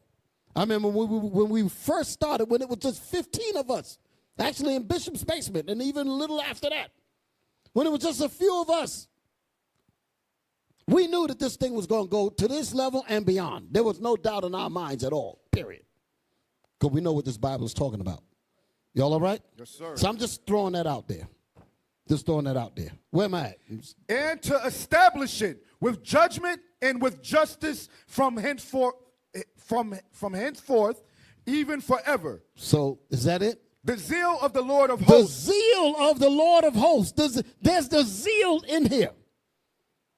The zeal to get it done. Go ahead. The zeal of the Lord of hosts will perform this. The zeal of the Holy Spirit will perform this. Is going to happen. The increase of his government, the increase of the unity, the increase of the discipline, that's going to happen. Who's doing this? The Most High. Who's the architect over this autonomy? Christ, which is the government. That's what we're talking about. And there's benefits that's going to come from this that you ain't going to believe. And you're going to get mad as you constantly see the growth of this truth continue and saying, you know what, we should have got down with this a long time ago. Here I am sitting around in doubt, thinking that it can't happen. You kick yourself in the teeth. You say, I could have been had my stuff together, but I had no faith. Then when you look up and you see brothers and sisters rolling with that faith, you say, you know what, maybe I can muster up some faith now. And that's the point. That's the reason why it's important for us to do what we do. The scriptures say that let the people see you. When he said that great exceeding army and all that saw them had fear. Great fear fell upon them that saw them. If they're going to be in fear of what they see, that means we got to be out there. Did y'all hear what I just said? In order for the nations to fear what's going on, that means we have to be out there. You cannot be in a room. You can't be scared. You got to be out there. That's what the Most High is talking about. Putting it out there like that. It's incumbent upon us as men to do what men's supposed to do. Stand up. We're going to read those things, okay? So, I'm going to make this point. Like I said, this is the kind of unity that I'm speaking about. Was there more in that thing? Hold on. Yeah, I was looking for something. Say something real quick. Because I want to make sure I get all my points in. Y'all all right? So, come on now. So there was a video the other day of a brother. We was at Myrtle Beach, right, South Carolina. There was a brother put up a video. He was saying that IUIC is continuing with their recruiting tactics. The mindset of the Negro is very, very small and docile. I pay him no attention at all. They are. A lot of our people are afraid of what we can be, and that's from oppression and slavery.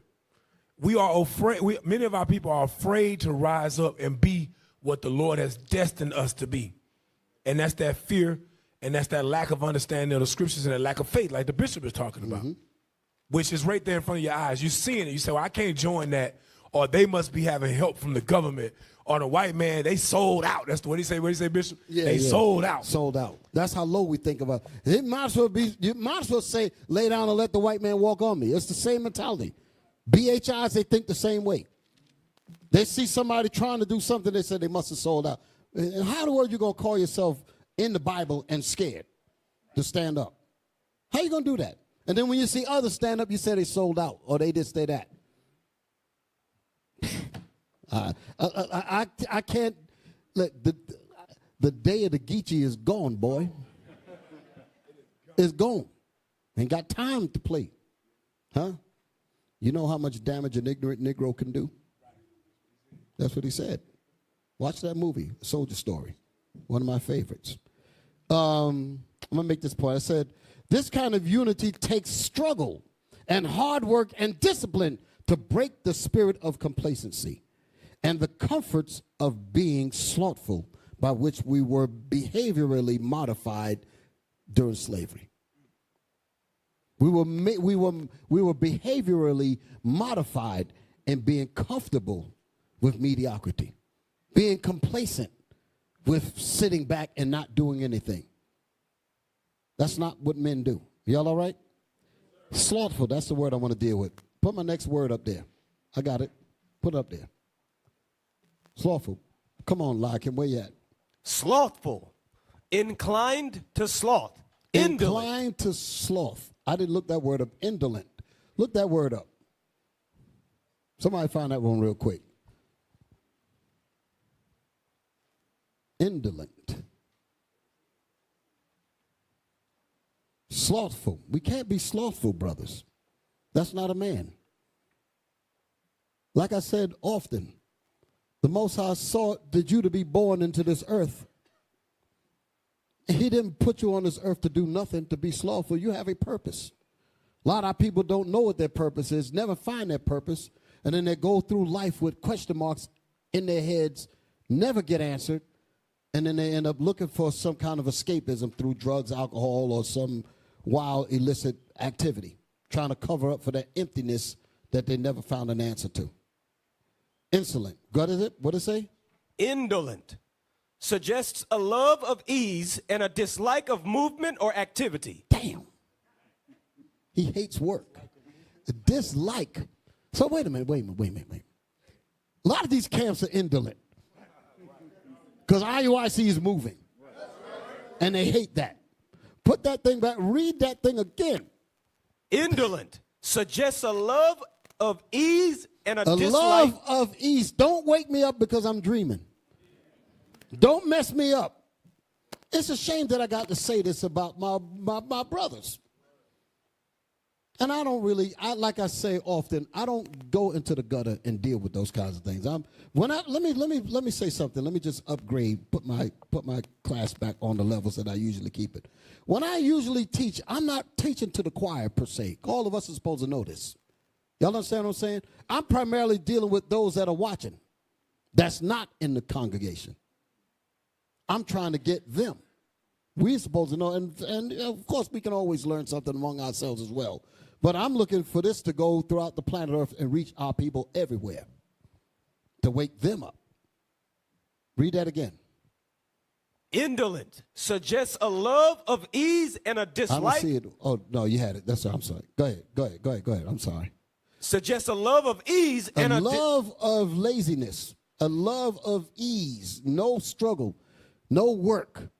No, what it say, make your calling and election short, diligence, none of that. No labor, love of ease, go ahead. And a dislike. And a hatred of movement. Or activity. When did IUIC gain all this hate from everybody else? When we started moving. I'm telling you, I'm talking historically in the nation of Israel, in the Israelites community. When IUIC was basically in Bishop's basement, the camps never spoke nothing evil about us at all. As a matter of fact, there was like, them brothers are all right, all kind of stuff like that. But when we started making moves, then all of a sudden we started getting all this hatred. And I'm not saying this about all of them. Let me just say that for the record. Some of these camps, brothers are trying to do right, and we applaud that. So I'm not speaking about everybody, but you nookers know who you are. I'll just put it like that, okay? You know who you are. All right, so where am I at? Okay, come back out of this, slothful. Now, so let's go, read. Slothful, so indolent. Slothful. There was another one. There's another one, jump down. Give me the next one. No, you read them both. That's it, you got them both. But look at what that first one said, lazy.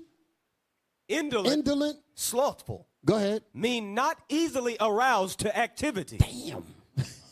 Damn. Don't wake me up, I'm dreaming. That's what that means. You're trying to wake him up and say, man, leave me alone. I'm not easily aroused to do work. We can't have that slothful spirit. If we as men, we can't have that. When the nation is all messed up, people are going to say, well, where are the men? Where are the men at? Where are the men? That's the question. Y'all all right? All right, I'm moving on. Let's pass this. Now, I talked about, you got it right. The next one, next piece, the book. Show the cover of that book.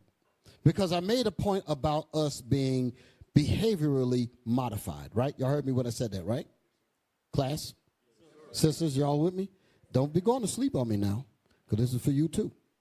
Y'all all right? Okay. Y'all taking notes? All right, good. The name of this book is Lest We Forget, okay?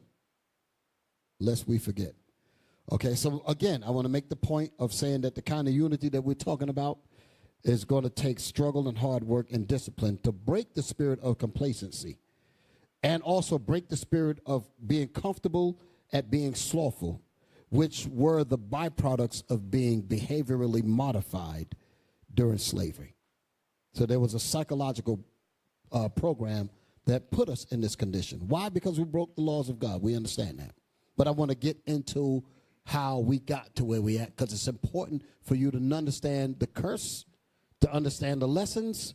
And once you understand these things, it will put you in the frame of being forged so that we can bring that true unity that's going to offset the disunity that we currently are suffering from. Everybody's all right? Yes, sir. Okay, let's go inside the book. We're looking for the behavior. Zoom in. I just want the people to see these pages here. This is the book here. It says the passage from Africa to slavery, the passage from Africa to slavery, and the emancipation. Okay, come on. Next page. Here we go. Now zoom in. Now I did two things. It said to make a slave. Now everybody heard about the Willie Lynch book, right? So I'm not going to touch the Willie Lynch today. I'm going to read another source.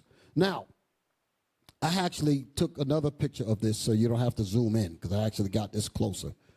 Come out of this one. That's what I zoom in on. That's the same page. Zoom in. Zoom in. Let's start reading. Lakim, you ready? Yes, sir. Come on. To make a slave. How? Come on. Oh, yeah. To make a slave. Come on, brothers. How does one become a Can slave? you turn his mic up a little bit? Because he's sounding like, yeah, I'm trying to get the spirit going on here. Come on. How does one become a slave? Right. To make a slave, how does one become a slave? Come on. What is the process that turns a human being into a creature? I want y'all to pay attention to what we're about to read because let me forewarn y'all now. It's getting ready to get ugly. It's getting ready to y'all getting ready to see some stuff and hear some stuff that is going to be right down in it. It's wake up time. Wake up time. To make a slave. Let's read it all over again. We're going to roll. To make a slave. How does one become a slave? Come on. What is the process that turns a human being into a creature of self-hatred and self-doubt? So think about what did it take? What did it say? Where's that part at? What is the process? What is the process? That's what I wanted. What is the process? Think about it. Think about what process was executed upon us to turn us from great people to land comfortably on a ship. Think about the psychological and the physical tortures that resulted to get us from warriors. Remember I said I was looking for a page last week and couldn't find it? Well, I got it today. I'm going to bring it out. But what methods were used to break us from these great men and women to cause us to be laying nice and neat on a ship? Could you imagine what was done? What process? Read. What is the process that what? What is the process that turns a human being into a creature of self-hatred? Of self-hatred. Understand this. What methods? We went from loving each other, now whatever devices they use, whatever methods they use, it taught us to hate our own selves. Can you imagine the stretch of the process? We went from loving human beings to actually hating our own selves. Not only hating the person that did this to us, we end up hating our own selves. Could you imagine the course of what it took? Come on. And self-doubt. And self-doubt. Why in the world are we having self-doubt when when I started reading about these great things that we were doing? Why in the world were we in doubt? How in the world could we have doubt? What did it take to take brilliance and turn it into more basic dummies? What they call mummified dummies, basically laying on a ship. What kind of methods were used? I used to ask those questions even in this country. I asked the question, I'm like, wait a minute. The Native American Indians, Gad, was here. And where are they? I said, where are they at? They got buildings and all kind of streets and all that. I said, where are the original people at? And then the question came, what kind of methods were used to get rid of them? That you don't even hear from the brothers. You got to think like that. What kind of methods were used where you don't even hear their kids or nothing?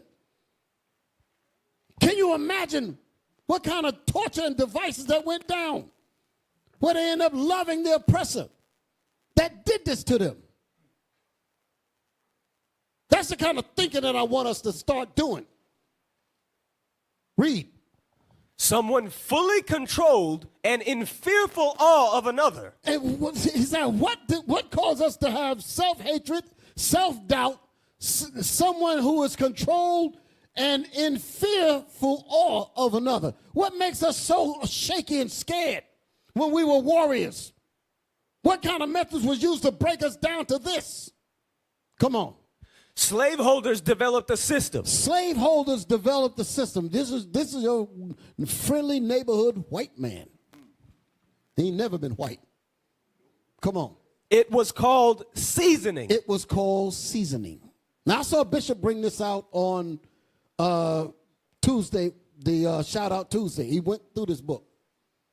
So I was glad when I saw it. I said, yeah, I got to bring that out. I got to deal with this here.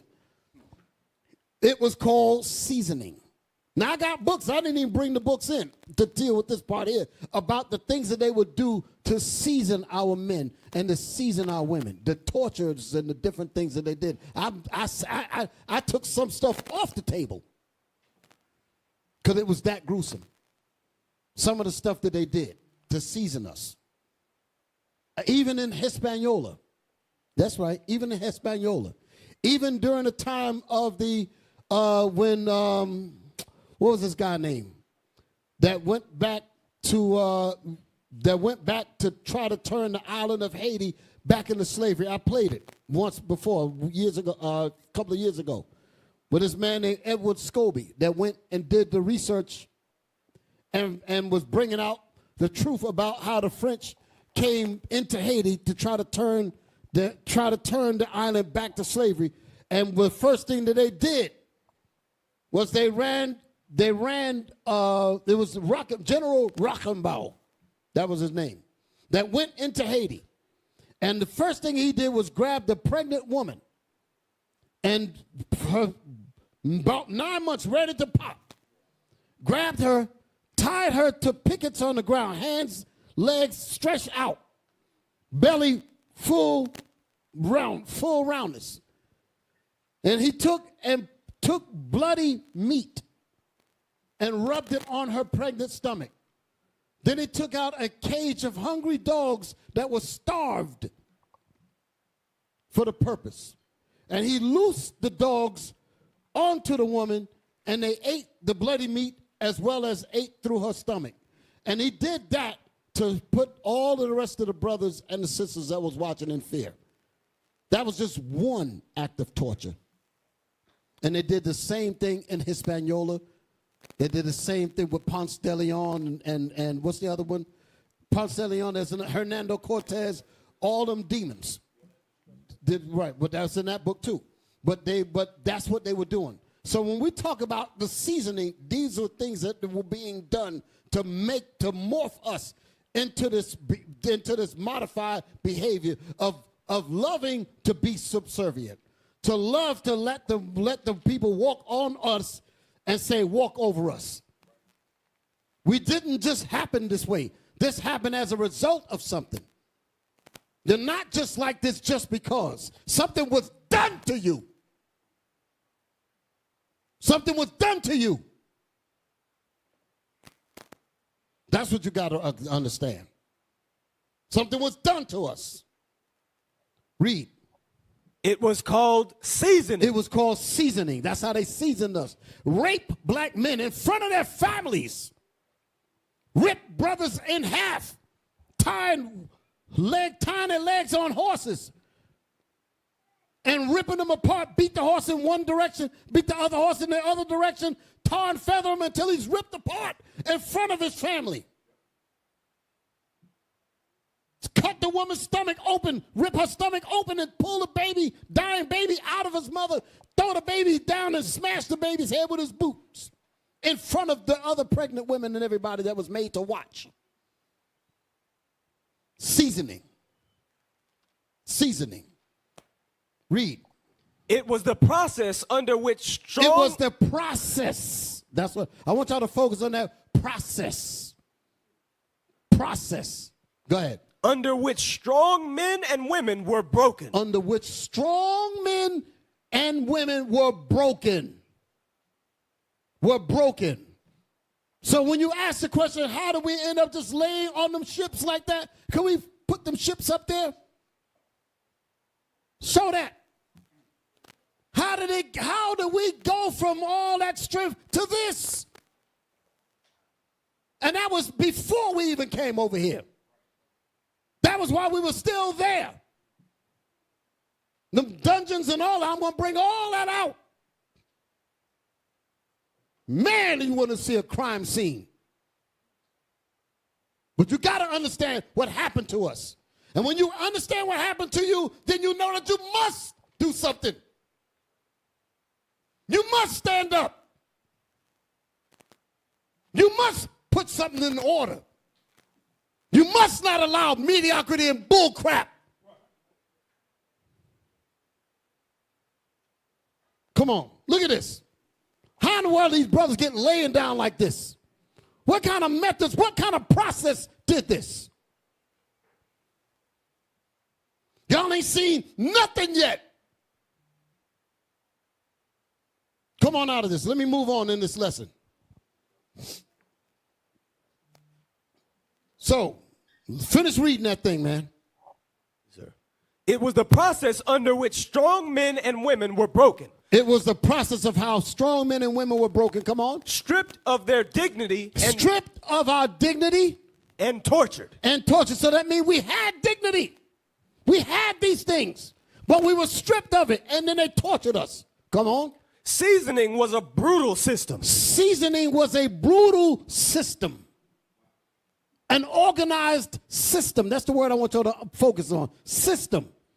There was many aspects to the system that was geared to the same result. They'd rape some, castrate some, kill some, murder some, drag some, mutilate some. All that was a system to break us. And they say we teaching hate. Hate. This is history. Read. A system that remade men in an image pleasing to their oppressor. Did you hear this? What did it do? It was a what? A system that remade men. A whole autonomous system that did what? Remade men. It remade the Negro. It took us from who we were and made Negroes out of us. And remade us into something else. Go ahead. In an image pleasing to their oppressor. In other words, beat every bit of, I'm going to use the word just because it's quoted, to beat the bitch out of her and to beat the resistance or the nigger out of the man or the resistant warrior out of the man. That's what they're saying. We don't want no resistance. Read that again. A system that remade men in an image pleasing to their oppressor. Pleasing to our oppressors. So that meant they had to beat us so good, they had to be like, now this is what I've been trying to make. Eureka! Let's unveil the Negro. Surely this is the day that we've been waiting for. This is what we wanted. Come on. It rewarded good behavior. It rewarded good behavior. I'm going to show you that the same thing is going down right now. They rewarded what? Good behavior and punished bad behavior. But you notice that they put the word good with quotes. Because the good behavior that they're talking about is when you're serving them. What is the good behavior? They tell you that keeping the laws, well, let me put it this way. Good behavior now is sin. We are encouraged to sin. And that's rewarded, putting you on TV, giving you kind of contracts, giving you this, giving you all kinds of grants, giving all of that stuff. Why? Because everything that you're doing that they call good is actually killing you. But they're going to reward you. We're going to give you this. We're going to give you your own TV show. We're going to give you your own station. We're going to give you this. We're going to give you that. We're going to give you women's Section 8. We're going to give you this. That's good behavior. What is good? That you don't have your man anymore. We're going to reward you with giving you this. Giving you a job, but not your husband. Because that's good behavior. But in actuality, it's causing strife at home. Because now the husband can't do what he's supposed to do. He can't rule. But that's good behavior to them, quote unquote good. Read that again. It rewarded. It rewarded. This system of slavery rewarded good behavior. Meaning bad behavior for us. What's good for the enemy is obviously bad for you. Rewarded good behavior, which meant to keep us in slavery. Go ahead. And punished bad behavior. And punished men of God that's teaching the Bible. Call us a hate group. That's the bad behavior. They call this bad. When I'm calling us a hate group, you're saying that this is bad behavior. Reading the Bible. Telling brothers to come off drugs. Take care of their families. Watch over your daughters. Watch over your sons. Don't steal. Don't lie. Don't cheat. Don't commit adultery. They call that bad behavior because we're teaching you to keep God's laws. They want to label us a hate group because they consider that bad behavior because you're not being what I want you to be. I want you to be my slaves, and you're trying to break away from me, so you are a bad slave. That's what they say. That was a term that they called drapetomania by Samuel Cartwright, some demon in history, that said that if slave, quote-unquote slaves, wanted to run away, they say he's sick. He's suffering from a disease called drapetomania that made him want to escape slavery. They say he's a sick Negro. Do y'all hear what I'm saying? You want to get out of captivity and it says something's wrong with him. He shouldn't want that. A good Negro will love his master, so-called. Do y'all see this? Where we at? It turned captive men into things. It turned captive men into things. We weren't no damn things. We're the Israelites that the Bible speaks of. But it turned us into Negroes and beasts that love mediocrity, love laziness, love BSing, can't even be on time, stuff like that.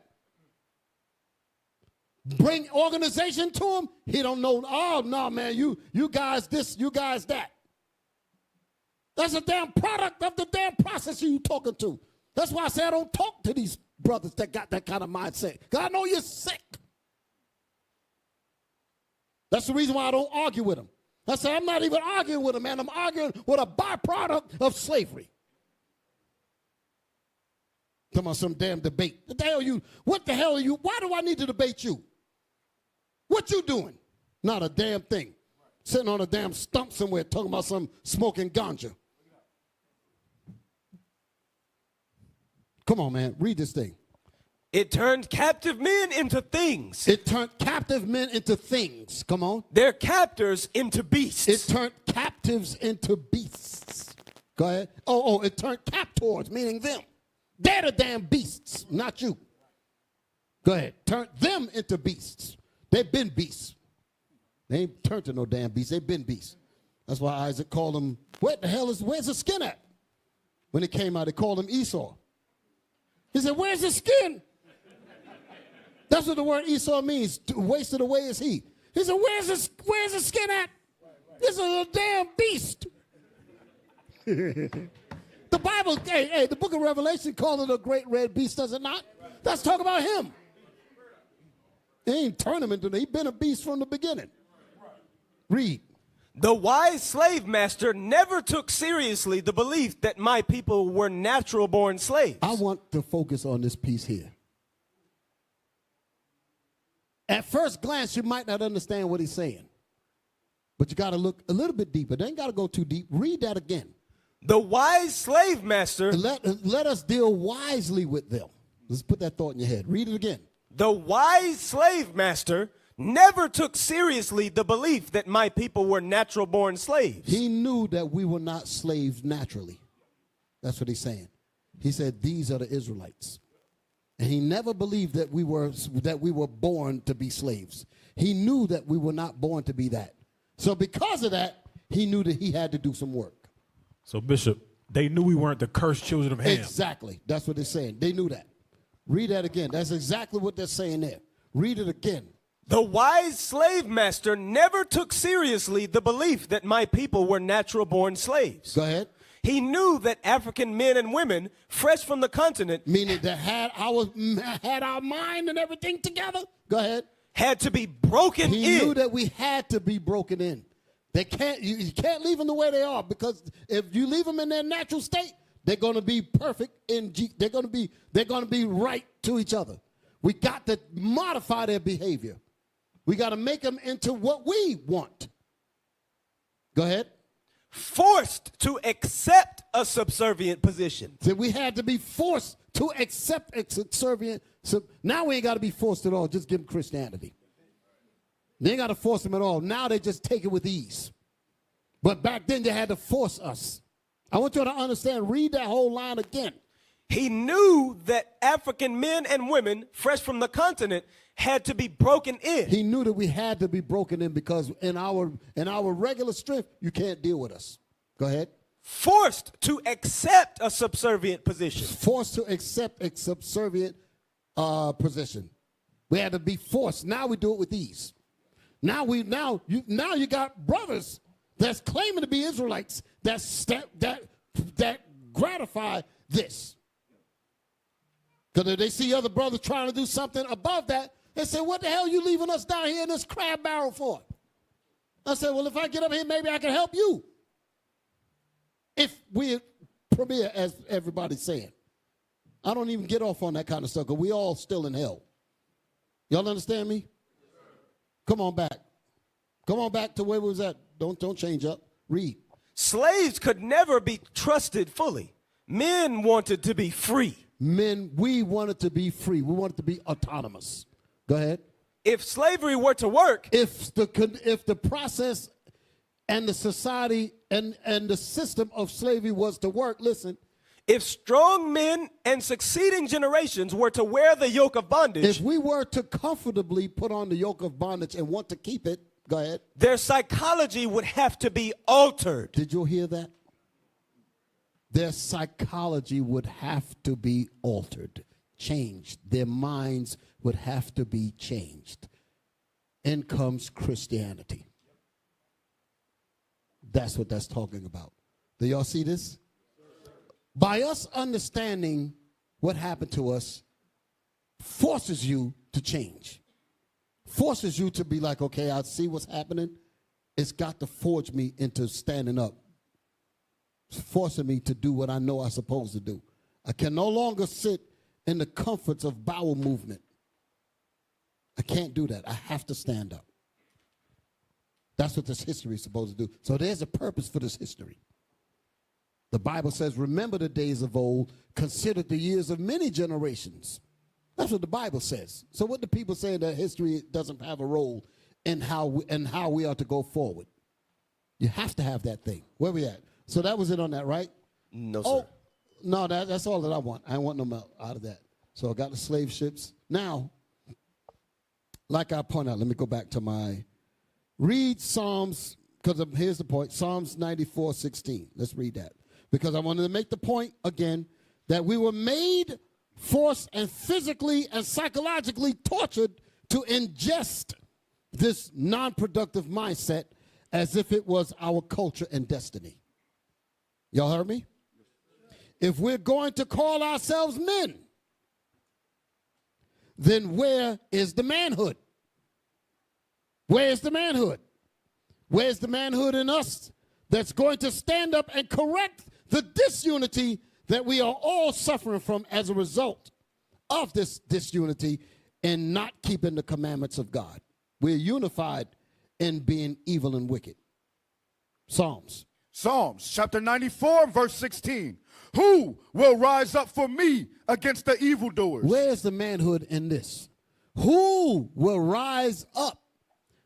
Listen to what I said. Who will rise? It didn't say who will step down. It didn't say who will move sideways.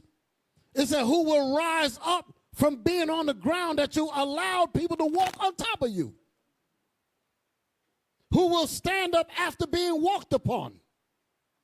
Who will stand up? Go ahead. Who will stand up? Or who will stand Read it again. up? Who will rise up for me against the evildoers? Who will rise up for the Most High against the evildoers, whether they're evil from the nations or evil in our own nation?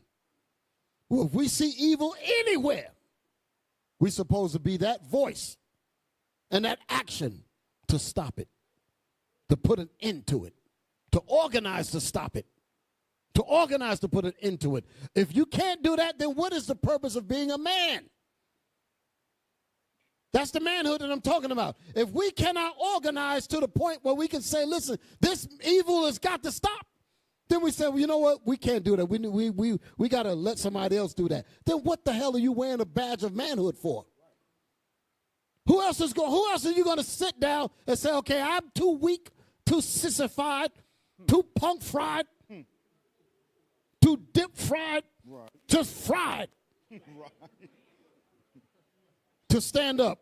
Since I'm too scared to do it, let me call another man to come in and do what I'm too sissified to do. Think about that. Y'all all right? Yes, sir. No, you ain't. I'm just kidding. Y'all all right, right? All right. Moving on. So that's again. Read that again. Who will rise up for me against the evildoers? Who will rise up for me against those that seek to do evil to us? And I mean that in every way. Somebody's trying to do evil to me. I'm going to try my best to make sure you don't do it to nobody else ever again. Right. I don't need to go way off the line. Huh? I know I'm going off on the deep end a little bit. Brothers are saying, yeah, go ahead with it. But I mean, I just can't endure a behind whipping and just be like, okay, give it to me. No, man, I can't do that.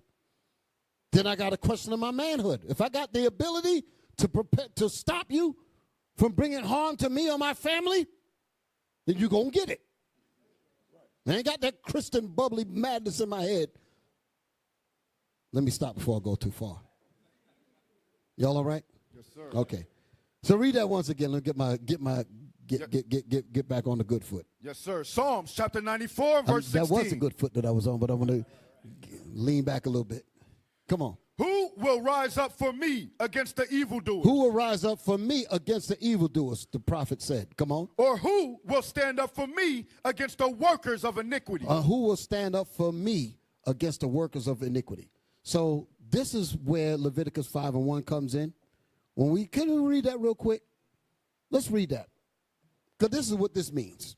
Leviticus. And this is out of sequence. I didn't have that as my next scripture, but it's okay. I just want to throw that in here real quick. Leviticus chapter 5 and verse 1. And if a soul sin and hear the voice of swearing and is a witness, whether he have seen or known of it. So if we hear evil, if we see evil, if we know the evil is going down, and we do nothing, go ahead.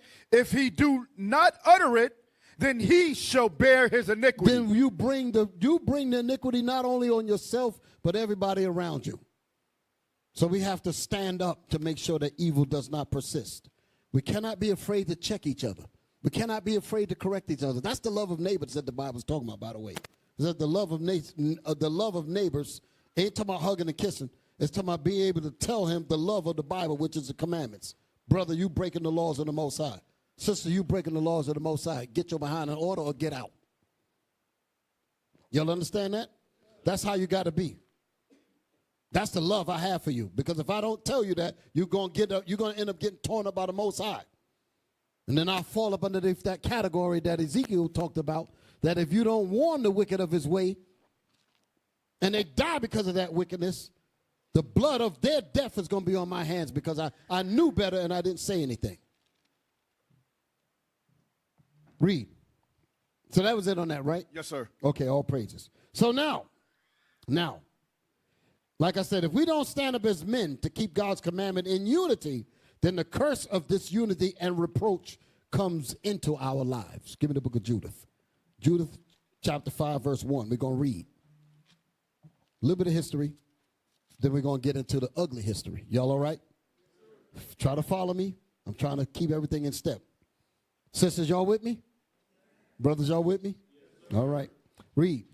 Judith chapter 5, verse 1. Judith chapter 5 and verse 1. Then was it declared to Holofernes, the chief captain of the army of Ashur, that the children of Israel had prepared for war and had shut up the passage of the hill country. So this is the history of us coming out of the Persian, when King Cyrus got liberty to overthrow Babylon. He made an agreement, for lack of a better word, to allow the Israelites to go back and build in Jerusalem. That's what we're talking about here. So while this was happening, this man, Holofernes, saw this, which was working up underneath the king of Assyria. He said, look, where's those Israelites going? Well, he didn't know who we were. And he was like, what is this? Who are these people? Read it again. Yes, sir. Then was it declared to Holofernes, the chief captain of the army of Ashur, that the children of Israel had prepared for war and had shut up the passage of the hill country. Come on. And had fortified all the tops of the high hills, and had laid impediments to the campaign. Impediments meaning fortresses, meaning putting up blockades to not allow you to come and run amok and destroy my people. That's what we should be having. Impediments to keep evil out of here. It's never supposed to be comfortable. Well, I'm going into IUIC and I'm going to come in there and I'm going to make a mess. You're supposed to face the serious tribunal spiritual beatdown. I want to say something else. You come in here with a crooked eye, you might leave with some physical crooked. Now, let me stop. Come on, let me stop. Let me stop. Read that again. Impediments. And had laid impediments in the champion countries. Champagne countries. Go ahead. Okay, read. Wherewith Holofernes was very angry. Go ahead. And called all the princes of Moab. Go ahead. And the captains of Ammon. And all the governors of the sea coast. So he called all these people together. Go ahead. And he said unto them, tell me now, ye sons of Chalnan, of Canaan. What's going on? Come on, brother. You ain't read this before? Read this again. And he said unto them, tell me now, ye sons of Canaan, who this people is. Who is this people? That dwelleth in the hill country. Come on. And what are the cities that they inhabit? Notice this is what you call gathering intel. He's trying to find out about these people. He says, who? He said, and he said unto them, tell me now, ye sons of Canaan, go ahead, who this people is. Who is this people that dwelleth in the hill country? Come on. That dwelleth in the hill country. And what are the cities that they inhabit? I want to know how large they are. What cities do they inhabit? They're trying to get the number, like people be asking us, how many is in your country? None of your damn business. Go ahead. And what is the multitude of their army? And what is the multitude of their army? How many captains you got? How many this you got? How many that you got? None of your damn business. I'll tell you the number, 144,000. How about that? That's right. Clap.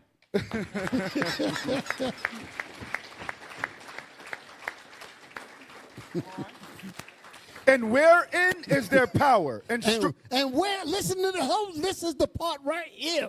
And what? And wherein is their power and strength? I want y'all to focus on that part right there. Where is their power at?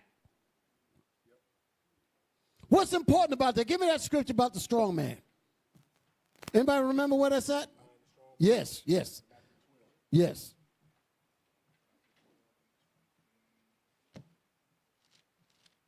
it 29? Yeah. Listen to this. So the question was, what was it that you just read out of there? It said, and what is their, where's their power? What's it? It said, and wherein is their power and strength? That's the question that he needed to know. You don't just go rolling up into a place and you want to do some damage. Y'all feel me? You want to know what's in there. You want to know if I'm going to come running up in there, I want to know what they got. So I want to know, because I want to be successful in my evil mission. Go ahead. Matthew chapter 12 and verse 29.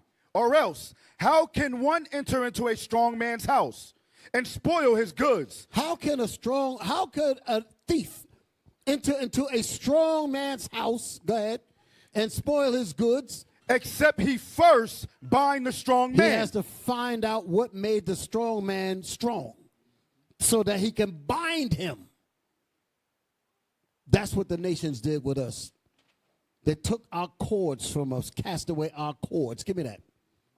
That's in Psalms. You stay where you are. You got too many. I got all these Bibles up here again. Come on, man. They took away their cords. You stay where you at. Where you was at. Come on. The book of Psalms, chapter 2, verse 1. No, I want the scripture. I don't want the whole chapter. I just want the verse. Okay. Verse 3. Let us break their bands asunder. Let us, the enemies of Israel, break their bands. Bands is talking about what united us. Break the unity. Cause disunity. That's what this is saying. Read that again. Let us break their bands asunder. Let us break the unity. Bust them asunder. Bust them apart. Go ahead. And cast away their cords And from us. cast away our cords. What's our cords? The Bible. Chords. That's hip talk, music. Chords. Y'all hear me? Like the Psalms, that's our chords. That's what we're reading. Read it again. Let us break their bands asunder. Let us break their bands asunder, apart. That's what the enemies are saying. Come on. And cast away their cords. And cast away our cords, meaning the Bible. Our cords, this is it. This is our cords here, the Bible. Go ahead. Cast it away from us. Go ahead. From us. From us. Go ahead. He that sitteth in the heavens shall laugh. So the Most High ain't going to let them get away with this. That's the point. Now let's go back to where you was at over It's here. a little bit more, Bishop. No, I don't need no more. Okay. What else to say? The Lord shall have them in derision. The Lord shall have them in derision. Yeah, but that ain't right now. That ain't the part of the history that I'm reading right now. Halophanes wants us in derision. So, come on. Matthew. So they want to take away our cords. That's why I wanted to stop there.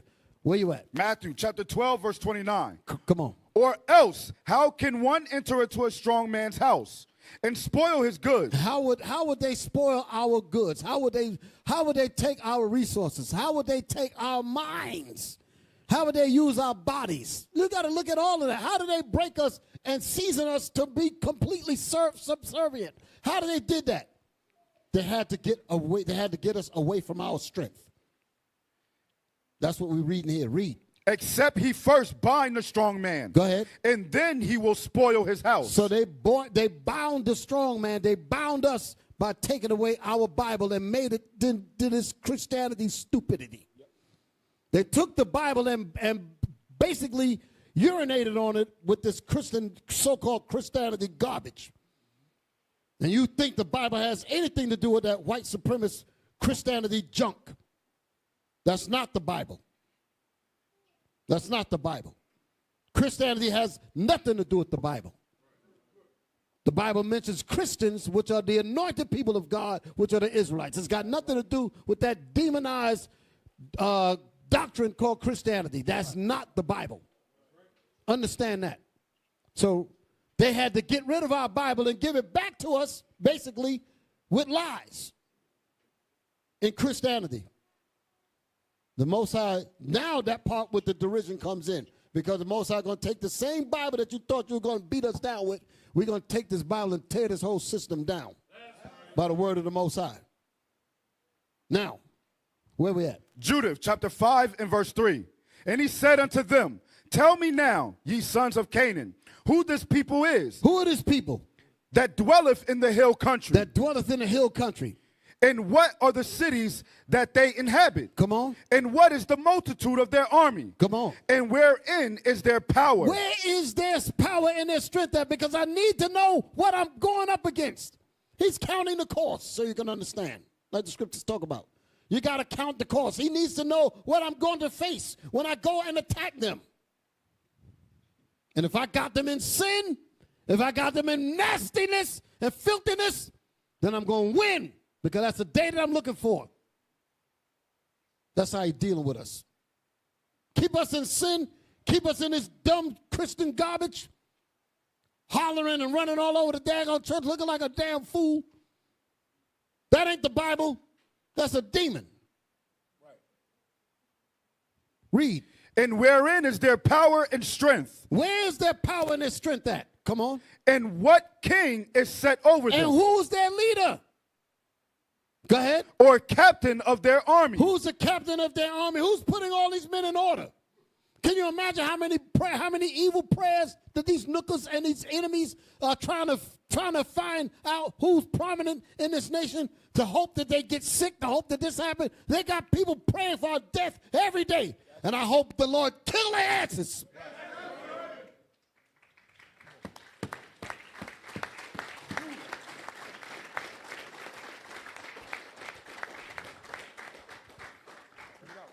Read. And why have they determined not to come and meet me? And that's what he's trying to, how come they ain't coming to worship me? How come they ain't coming to see me? Go ahead. More than all the inhabitants of the West. Because he had everybody else shook. But these Israelites ain't moving. They must be dealing with a different kind of spirit. They must got a different kind of power, and I want to know what that power is. That's what this man is saying. Y'all hear me? Yes, sir. Read. Then said Achor, the captain of Then all... said who? Achior, right? I don't know where you read that. Yeah. Read it again. Say it one more time. And then said Achior, the captain of all the sons of Ammon. Read. Let my Lord now hear a word from the mouth of thy servant. He's getting ready to get excited now. He said, let me tell you something. So you need to know about what kind of power they have. Right. And this is what all of the nations understood. They said, if we can get them away from this rock here, we got them. As great as they are, as magnificent as they are, we can get them away from their power. This is the day that we always been looking for.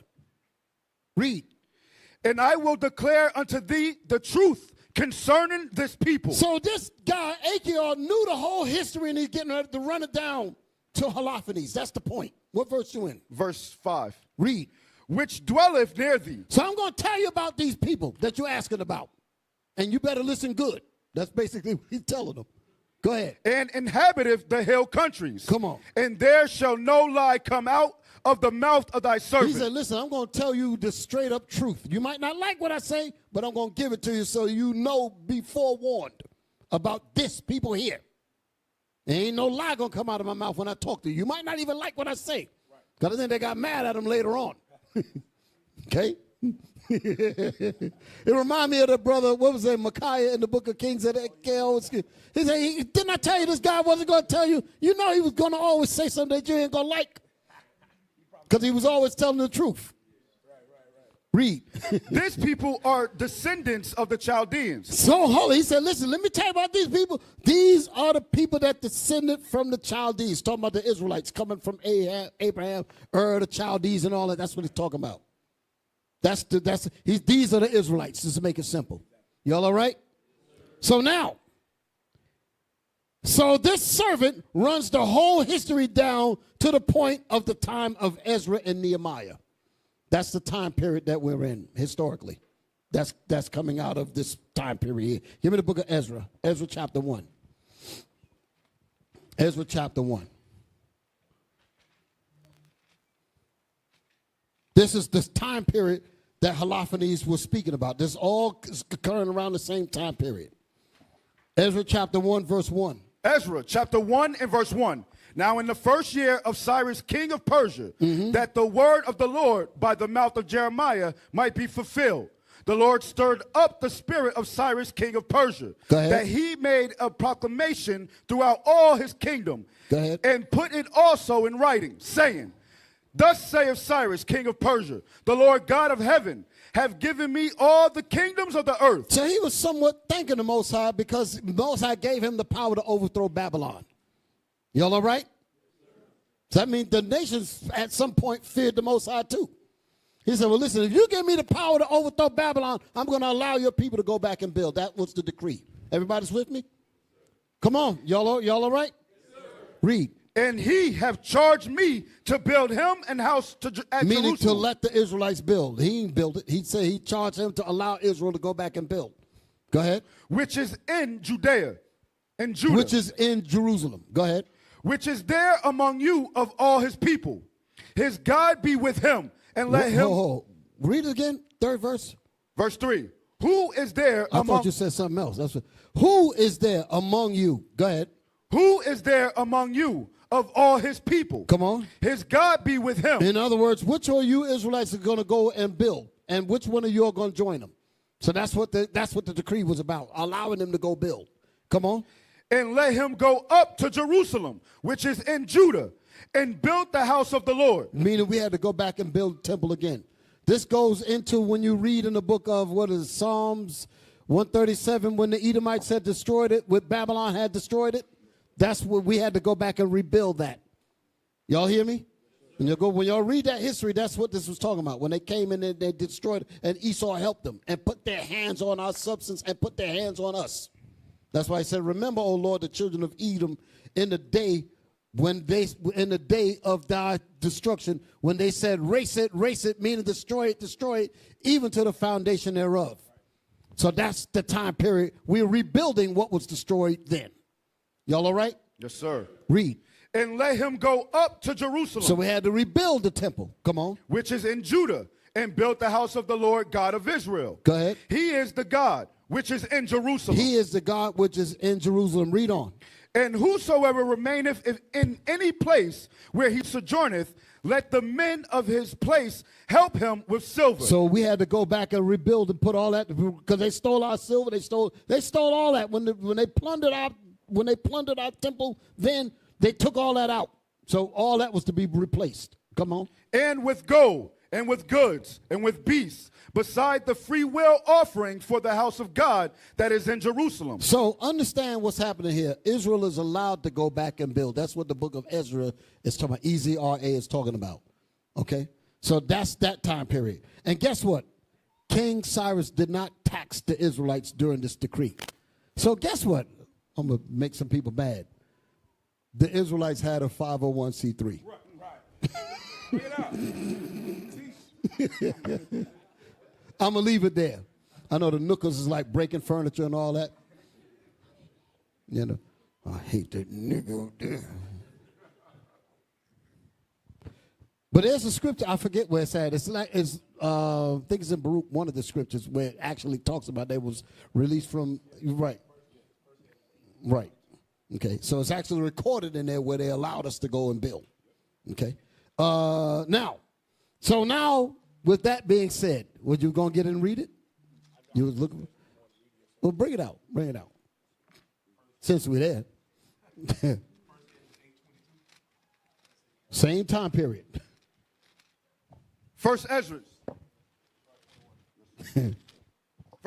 chapter 8 and verse 21.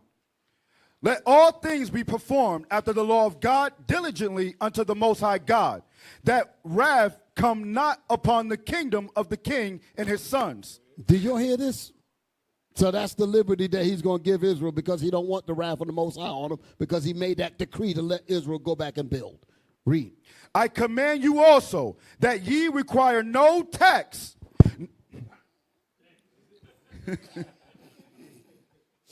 Did y'all hear that? Yes, sir. Did y'all hear that? So there it is, right? That's the point. So now, was there more on that, or that's it? There's more. Come on. I command you also that ye require no tax, nor any other imposition of any of the priests or Levites or holy singers or porters or ministers of the temple. You look like, you got it? Okay, I saw you looking, huh? You said it again? You following all praises. All right. Go ahead. Or of any that have doings in this temple, and that no man have authority to impose anything upon them. Did you hear that? Damn. Did you hear that? So I guess they sold out. I guess they sold out. That's why I don't deal with Negroes. Because they're still up under this mess. They're still up under the process of what we were talking about earlier. Y'all all right? So it's good to read things out the Bible. Don't get mad at me, be mad at the Most High. And you might find yourself gone. Where we at? Go back to Judith. No. Give me 2nd Ezra now. 2nd Ezra 13, because the time period was, read that last verse in Ezra again. I'm going to tie it together. Ezra chapter 1, verse 4. Then we're going to go to 2nd Ezra.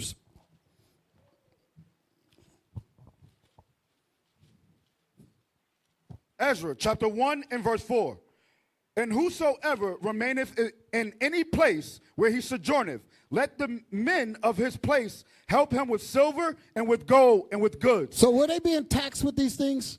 Talk to me. No, sir. No. This is the same period that we just read about. Come on.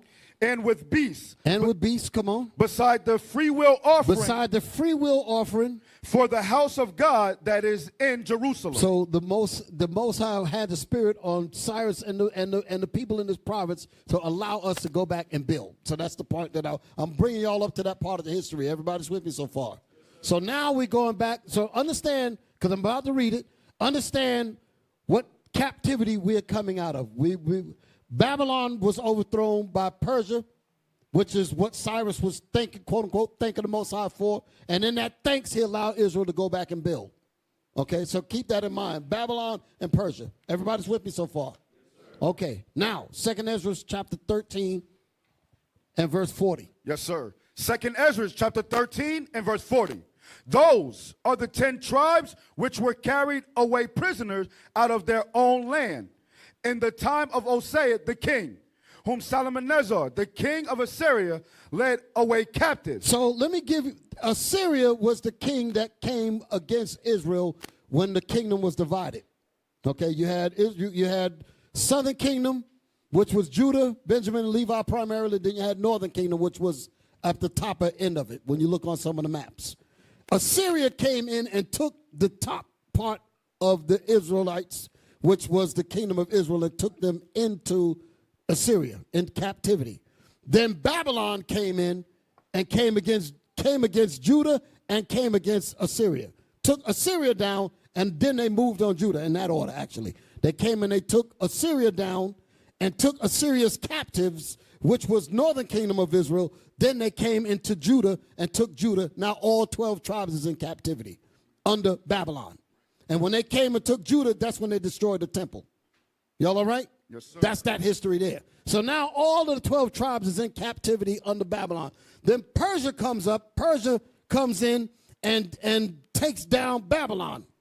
And when he took Babylon down, he allowed Israel to go free. And that's the time period that we read here. Now Israel is allowed to go back and build in Jerusalem. Everybody's with me so far? Yes, sir. That's the history that explains that. Y'all all right? Yes, sir. Now let's read that 2nd Ezra. 2nd Ezra chapter 13 verse 40. Those are the 10 tribes which were carried away prisoners out of their own land in the time of Hosea the king, whom Salmanasar, the king of You Assyria. can read about this in the book of Kings, 2 Kings, the 17th chapter.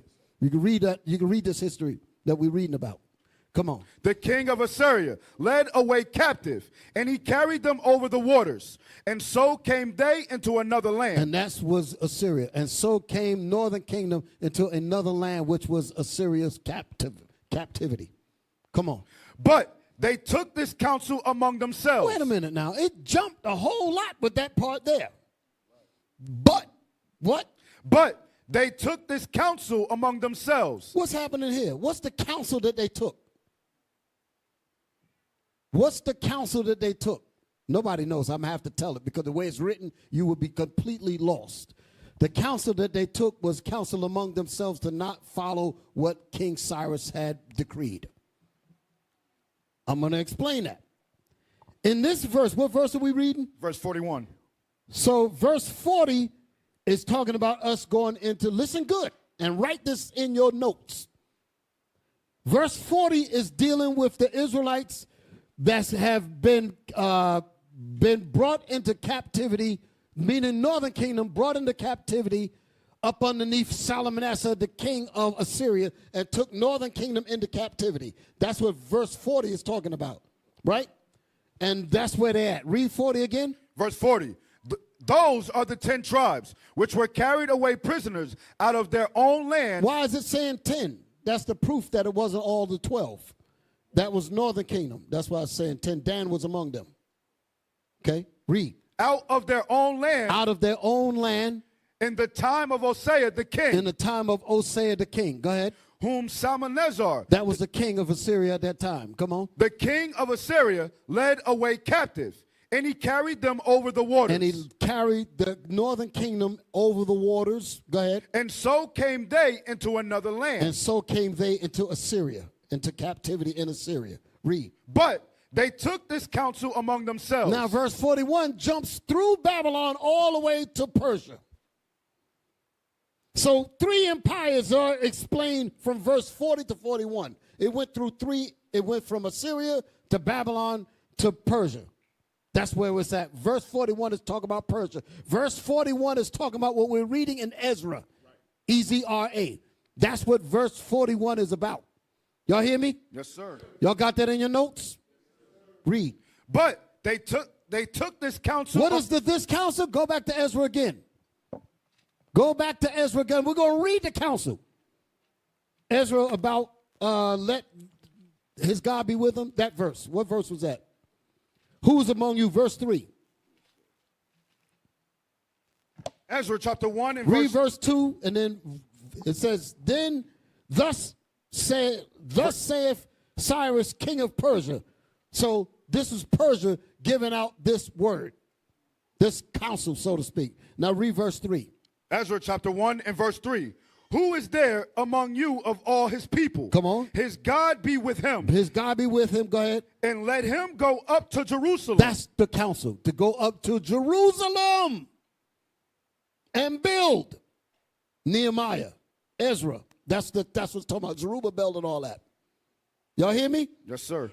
Read. Which is in Judah. Go ahead. And build the house of the Lord God of Israel. Come on. He is the God which is in Jerusalem. So that's what the counsel was. Now go back to verse 41 in Second Ezra. Second Ezra chapter 13 verse 41. But they took this counsel among themselves. But means in opposition. Meaning against what we just read. But, go ahead. That they would leave the But they took this counsel among themselves. Come on. That they would leave the multitude of the heathen. That they would leave the multitude of Cyrus and everybody that was saying, go and do this. Go ahead. And go forth into a further country. In other words, we ain't going to Jerusalem. Go forward into a further country. Go ahead. Where never mankind dwelt. That's America. That's what it's talking about, the Americas. Where never mankind dwelt. Go ahead. That they might there. They might in America keep. And in the North America, South America, Central America. That's what it's talking about. The islands, Puerto Rico, Hispaniola, all them areas. That's what they're talking about. That they might there keep their statutes, which they never kept in their own land. And that's the reason why when you check the records, and we're going to read some of them records, like James Adair, and another book that I got about mysteries from the past, they went and did all kinds of research and bringing up the relics, showing that the Israelites, Gad, North American Indians, they had all kinds of keeping the commandments and all that here. Man, I should have bought that book in. Lost history, James Adair, History of the American Indians. When they got all kinds of commandments and arguments and proof that the Indians descended from the lost tribes. I'm literally quoting what's in the book. So that's what the Israelites would do. That's why when they came here, that's what they were doing. But they knew that Israel was going to be breaking the law. So later on, the conquistadors came and destroyed them because they knew that we were going to fall away from the commandments. Man, that book is heavy. I should have bought that book in. Come on. Verse 43. And they entered into Euphrates by the narrow passage. So they left Jerusalem to go into a further country, and they did what? And they entered into Euphrates. And they entered into the Euphrates River. Listen, it's given a geographic route to how they came over here. What this bull crap talking about some barren strait? No. They came this way, like we're reading.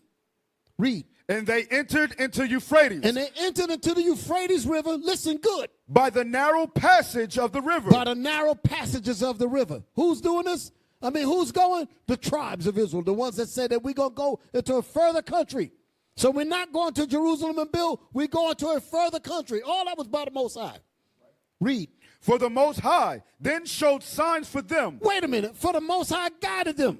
There's records in here that show that Issachar knew how to read the stars. That's right. Could somebody find that real quick for me? Listen to this. So they knew the Most High showed signs to help them get here.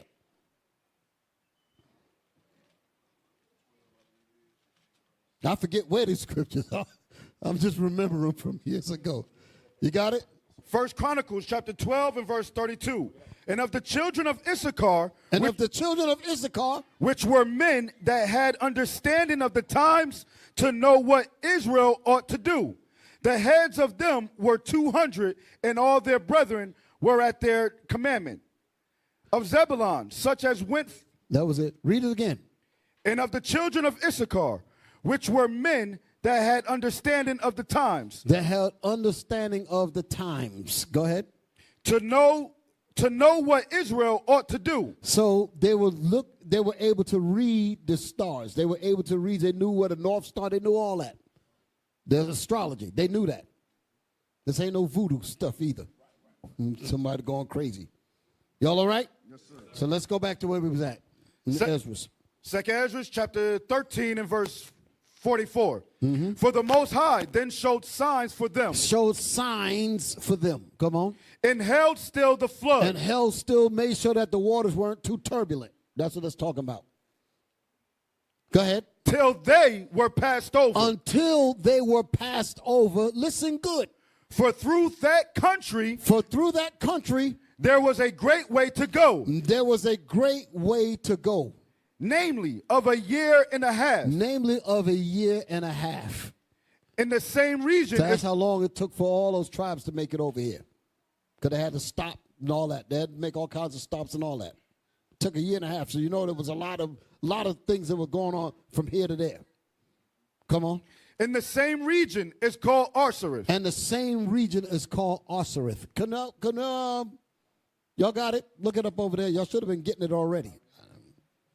And the same region was called Arsareth. Come on, Kaz. I know you're over there. Help a brother out. And also give me that video about Columbus. I posted it in one of our groups before. Right? Did y'all see it? Did y'all ever get it? Yes, that one. So we're going to play that also. Everybody's with me? Yes, sir. Sisters, y'all with me? Brothers, y'all with me? Yes, sir. Where you at? You got it? Arsareth. We got it coming up. Just hang on. We're coming at you. You got it? Verse 45. No, I don't want it yet. Yes, sir. Yeah. Read it again. Yeah, 45. Come on. For through that country. There was a great way to go. There was a great way to go. Come on. Namely, of a year and a half. Namely, of a year and a half. That's how long it took for the tribes to make it all the way over here. Come on. And the same region is called Arsareth. And the same region is called Arsareth. Come on, Kim. I know you still got them glasses on. Yes, sir. Here we go. Arsareth. Let's read it. Arsareth, the name of the land beyond the great river. The great river Euphrates. That's what it's talking about. Go ahead. Far away Can y'all see this? Yes, sir. Read. Far away from the habitation of man. Now, we didn't write this. Understand that's what I've been talking about. These people talking about we lying. Well, how in the world you got all of these records out? We didn't write this. IUIC didn't write this. The Israelites didn't write this. Where is this stuff coming from? Because they always knew it. But now that when we get it, all of a sudden it's false. And they think we're going to be dumb enough to believe that. They always have this information because they share it backwards and forwards with each other to make sure that we don't learn this. Y'all all right? Yes, read. The name? In which the 10 tribes of Israel will dwell, observing the laws of Moses until the time of the restoration, according to 4th Esdras.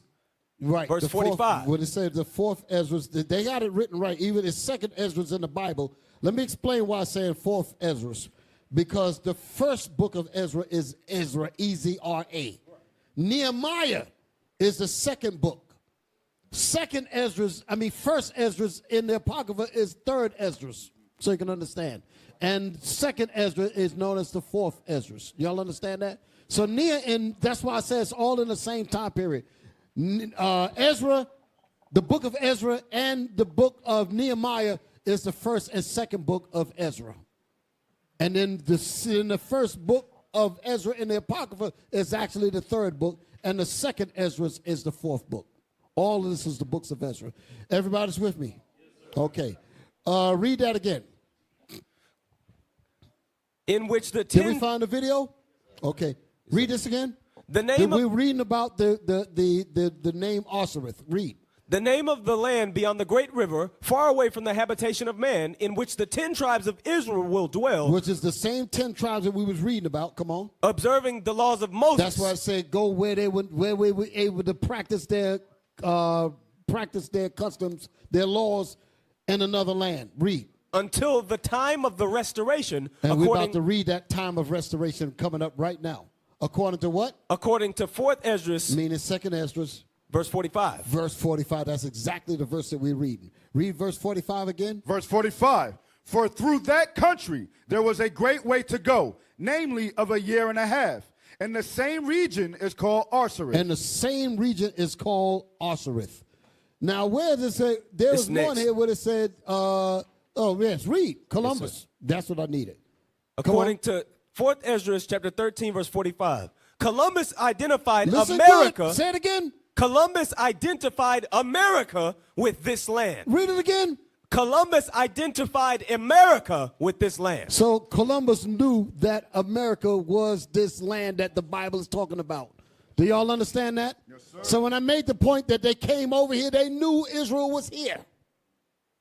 They knew Israel was here. Surely this is the day that we've been waiting for. That's why I was bringing that history out earlier. They knew that Israel was over here, and they knew that we weren't keeping the commandments. And they knew this is what Holofernes understood. They all understood this. Now, give me the clip.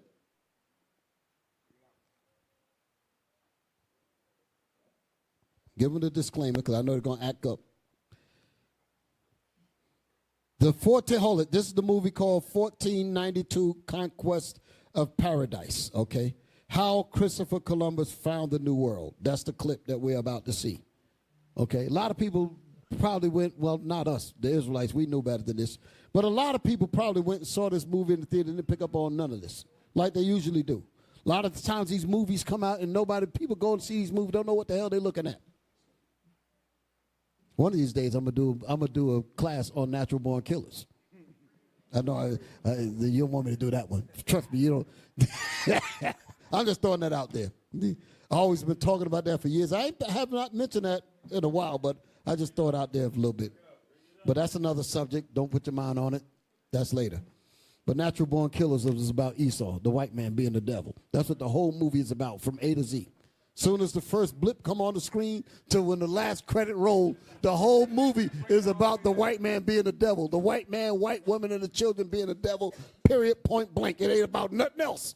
It ain't about bad TV. It ain't about TV messing with your mind. It ain't about none of that at all. It's about the white man, women, and children being the devil, period. You knew I was a snake? Hey, come on, play the film, man.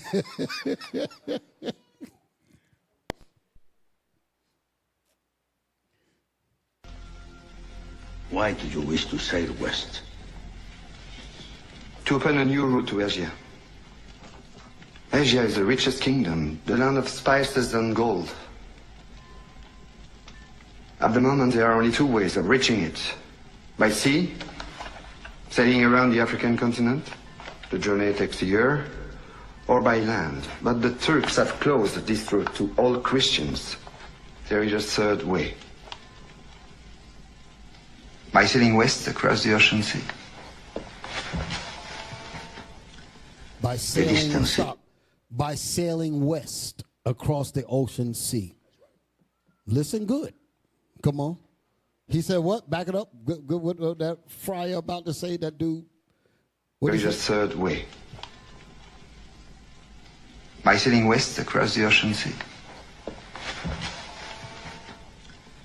The distance is unknown. Stop.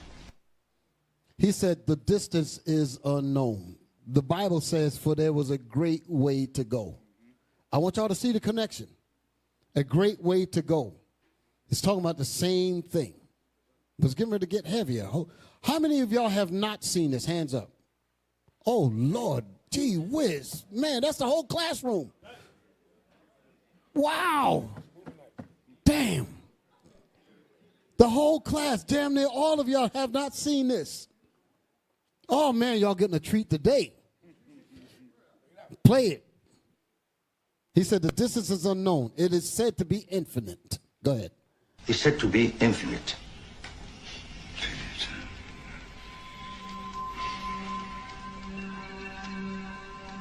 Superstition. I believe the Indies are no more than 750 leagues. The Indies. Go ahead. 750 I believe leagues. Go ahead. The Indies are no more than 750 leagues west of the Canary Islands. How can you be so certain? How could you be so certain? Go ahead. The calculations of Toscanelli, Marin de Tir, Esdras. Remove the things there. Remove that so that people can see the words. 2nd Ezra 13:40 to 45. That's what he's quoting. Now, that ain't in the movie, but whoever put this together knew this. But he's saying calculations, and he started naming these people. Play that again. And 50 leagues west of the Canary Islands. How can you be so certain? The calculations of Toscanelli, Marin de Tir, Esdras. Esdras is a Jew. So what's west? Did you hear 2 what he minutes. said? He said Esdras is a Jew. Esdras is a Jew. So he read the records of the Jews, and he found out where the Israelites are. And that's the exact reason why they came over here. Y'all all right? That's some stuff for you. Yes, sir. Come on with it. That proves Esdras was a black man. Yes, sir. Because he was like, Esdras is a Jew. You going to listen to him? Right. Yes, Because exactly. the other two people, Right. it was okay. They was, Right. oh, yeah, no, they know Did what they y'all talking notice about. that? They got calculations. Right. But as soon as he said Esdras, he said, you I'm- mean that black Jew, Esdras? Right. Y'all caught that, right? All right, let's go back to the Apocrypha. 2nd Ezra, chapter 13 and verse 45. For through that country there was a great way to go, namely of a year and a half. Meaning the distance is is infinite. The distance is unknown. Go ahead. And the same region is called Arsaris. And the same region is called America by Christopher Columbus himself. This is amazing. Y'all getting this? Yes, sir. This is amazing. They knew exactly what they were doing when they came here to pillage and destroy. Read. Then dwelt they there. Then dwelt the Israelites where? There until the... Where's the there? What is America? What is Arthur? I just slipped it out. What is Arthur known for? America. Then dwelt the 10 tribes in the Americas until the latter time. Read that again. Read that verse. Yes, sir. Then dwelt they there until the latter time. And now when they shall begin to come. Do you see that? So that's the time period that we are talking about. So it said, then dwelt the 10 tribes there until the latter time. We're in the latter time now. Now we get ready to get even more heavier.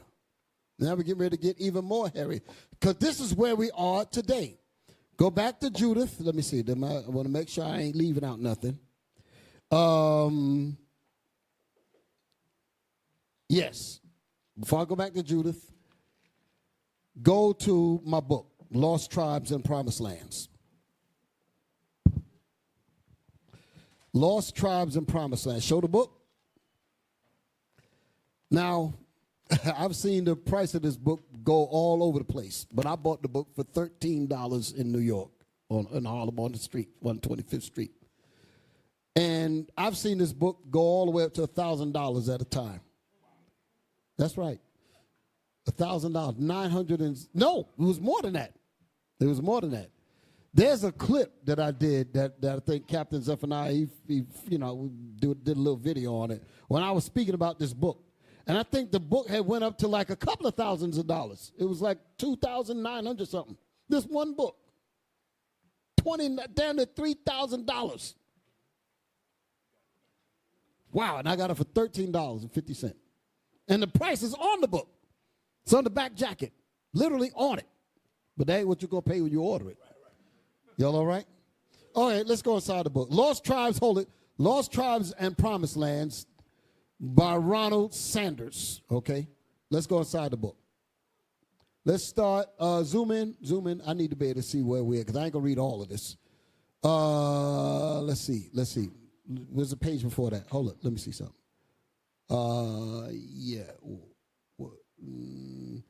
Let's drop. No, there's something missing here. What page is 364? Okay. I must have gave something out. All right, let's jump down. There was a lot. I left a page out. Well, good. I ain't going to read all of this. What page is this, 364? Yeah, let me move around. I'm going to get to some parts here. Jump down to right there, waving a banner. Okay, basically what had happened was this Edomite white man named Montezinos. He called himself, I'm going to just tell the story so we can line it up. All right, y'all listen to me. This white man calling himself, looking for his brothers, and he's going to call himself a Jew. His name was Montezinos, right?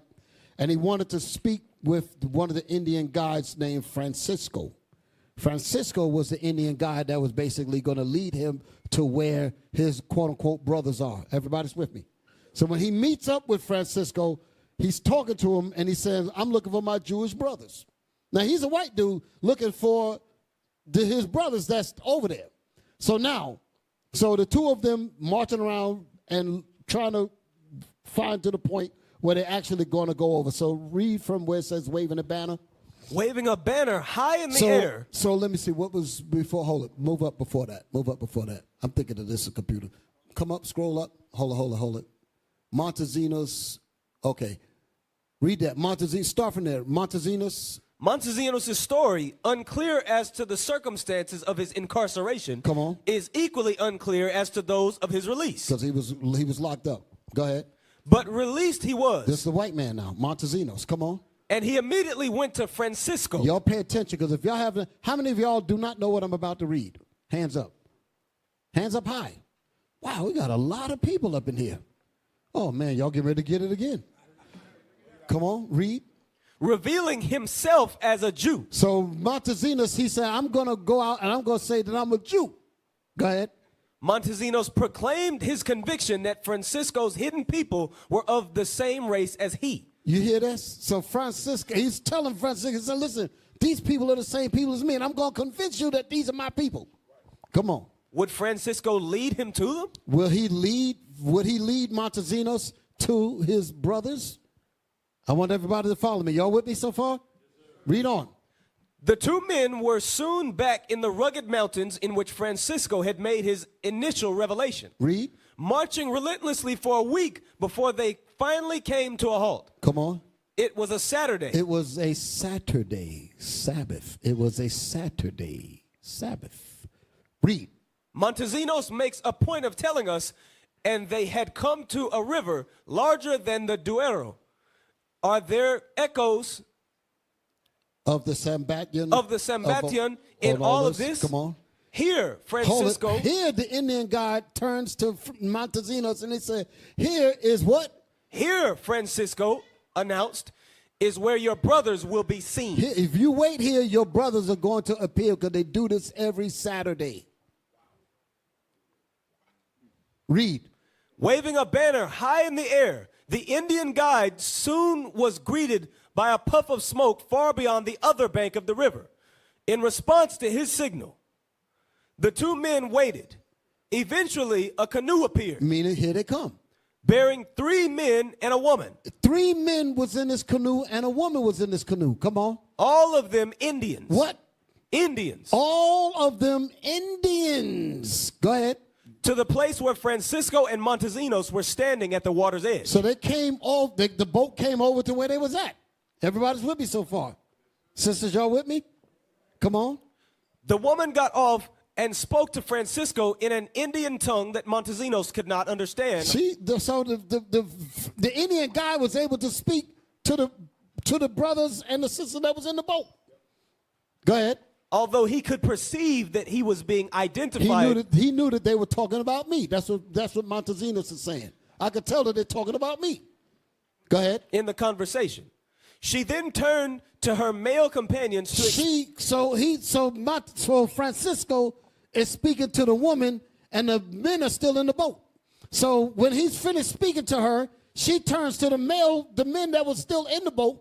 Come on. To explain the situation. To explain what this conversation was about. Go ahead. Upon hearing her words. So what did Francisco tell him? What did Francisco tell the woman? Who knows? Who knows? What did Francisco tell the woman? Remember, Montezinos is the white man that's calling himself a Jew. He's talking to the Indian guide.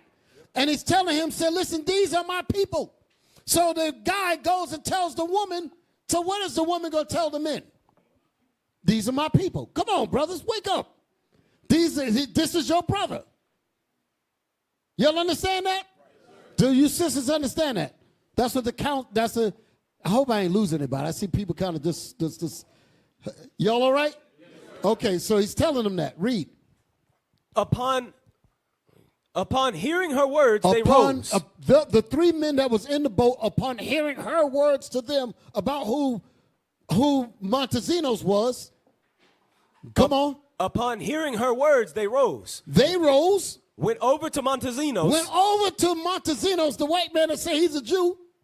And to his utter astonishment, meaning his skull cap blew. To his utter astonishment, blah, blah, like that. Go ahead. said, Shema Yisrael. Shema Yisrael. Adonai Elohinu. Adonai Ehod. Shema Yashala. Adonai Elohenu. Adonai Echad. What it means? Hear, O Israel, the Lord. I was going to say it in that quote unquote, but I said I've been, yeah. You know, go ahead. What Hear, O Israel. O Israel, the Lord our God, the Lord is one. The Lord is one. So, what did it say after that? They had recited in Hebrew. They had recited in Hebrew. The fundamental credo of Judaism. That's in the book of Mark 12 and 29. Somebody get that real quick. This is what the Indians said to him. Mark chapter 12 and verse 29. And Jesus answered him, the first of all the commandments is here, O Israel. The Lord our God is one Lord. And hear, O Israel, the Lord our God, the Lord is one. Shema Yisrael Adonai Elohenu Adonai Ehud or Echad. Okay? Hear, O Israel, the Lord our God, the Lord is one. They had just recited in Hebrew the fundamental credo of Judaism. That's in the book of Mark. That's why I got it marked down there. 12:29. So that's what you just read, right? Read it again. Mark chapter 12, verse 29. And Jesus answered him, the first of all the commandments is here, O Lord. The Lord. Read it again. The first of all the commandments is here, O Lord. The Lord our God is, hear, O Israel. The Lord our God is one Lord. That's what they're saying. Oh, I thought I was tripping. Okay. Hear, O Israel, the Lord our God, the Lord is one. What in the world would Indians be doing saying this? Somebody help me. What in the world would Indians be doing saying this? They're the Jews. That's the point. They're the Israelites. And he was utterly astonished because he know he's not a Jew. But he lied. So when they hit his ass with the real Jew stuff, he was utterly astonished. Oh man, I'm in it. I'm done. Y'all all right? So keep reading. A brief conversation then ensued. I'm telling you, it's getting ready to get heavy now. Come on. A brief conversation then ensued in their common ancestral tongue. According to Montezinos, whose fluency in it is almost as perplexing to the reader as of his narrative as is that of his three mysterious new companions. Because their fluency was almost perplexing, meaning because they were starting to lose it. He didn't really understand what they were really saying at different times. Come on. They told him that these Indians that was in the boat told him, because he said he's a Jew, he said, well, I'm going to tell you more about my Jewishness, if you will. The real Jews. Y'all all right? Listen to what they told him. They told him what? That they were themselves of the tribe of Reuben. Did y'all hear that? Wait a minute. They told him that they were of themselves of the tribe of Reuben. You know what I meant to show in this book here? There's a part in this book what tells you where these records came from. I should have brought that up. Could y'all find some of my other parts in this, not on this screen here, where it tells you about the writings, about where this records come from? Okay, you know what I'm talking about, right? I've got a green highlight at the bottom of it that shows you that this is not a comic book. So how y'all feel about hearing this information? You ain't heard nothing yet. Oh, man, damn, it's 9 o'clock. Lord have mercy. Damn, I ain't even getting to my videos. Oh, no. I got to roll a little bit further. I ain't going to keep it too long, But I gotta get past this.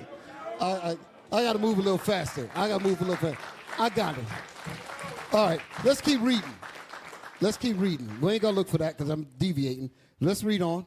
They told him that they were themselves of the tribe of Reuben, and that the tribe of Joseph lived on an island nearby. That's the Cubans. That's Manasseh. That's Ephraim and Manasseh. How in the world are these people describing the tribes? Because we just read that from the Apocrypha. Those are the 10 tribes that came over. So this is a history book that's bringing this out. Do y'all hear this? Damn, read on. The day when they were at last to issue forth into the world was coming soon, they explained, but in the meantime, they could not allow visitors to cross over to them. Jump down right there, Francisco. Francisco told Montesinos, hold it, the Indian guide told the white man, go ahead. All he knew about these people. He knew about these Indians, meaning these real Jews. Read. From his own. That's right. From his own traditions. His ancestors. Now, got to pay attention to what we're about to read now. From his own traditions. Go ahead. His ancestors, to their eternal shame, had indeed made war on them and persecuted them. So the ancestors of Esau jumped and tore Israel up. He said his ancestors, to their eternal shame, had indeed made war on these special people and persecuted them. Go ahead. Only the sorcerers, meaning the witches, meaning only the sorcerers, go ahead, of his tribe had perceived that they were a special people. That these Indians were a special people. Go ahead. And had given warning. And had given what? Warning. That they should be left alone. That they should be left alone. So when we get our business together, the nations better say you better leave them the hell alone because they're serving their God. That's the fear even back then. They knew that. Read that again. Only the sorcerers of his tribe had perceived that they were a special people. Come on. And had given warning that they should be left alone. Listen. The God of these children of Israel. The God of these children of Israel. Is the true God. Do y'all hear this? Is the true God.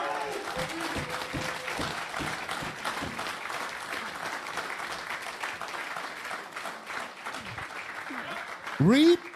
They had said, and everything inscribed on their tablets is true. What tablets? They said they had only an oral tradition. Wait a minute. What tablets? They had the Bible. They had written records. And everything inscribed on their Bible is true. Now they're getting ready to bring out what's in their tablets. Listen. And let's see if it says what the Bible says. Read.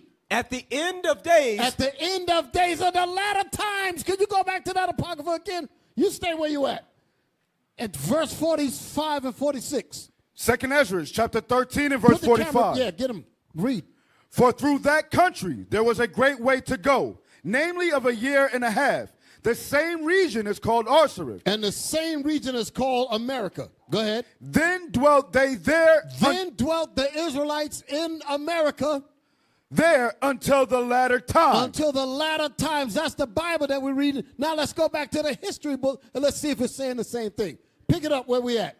At the end of days. And at the end of days. They will be lords of all the nations. And at the end of days, meaning the latter times.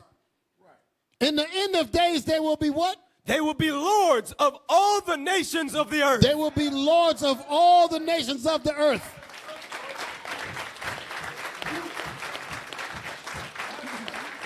That's the book of Daniel 7 and 18. You get it. You get it. This is what they were talking about. Daniel 7:18. You stay where you at. Daniel chapter 7 and verse 18. But the saints of the Most High. Yeah, he found it. Go ahead. But the saints of the Most High shall take the kingdom and possess the kingdom forever, even forever. And forever. And ever. What the world? Come on, brother. What's going on? Read it again.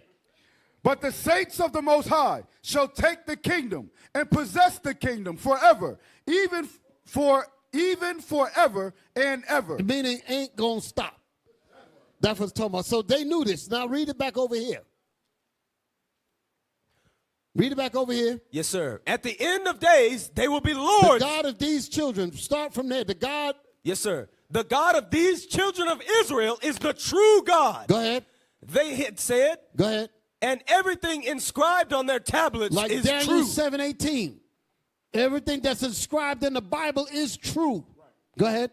At the end of days, they will be lords of all the nations of the earth. Read.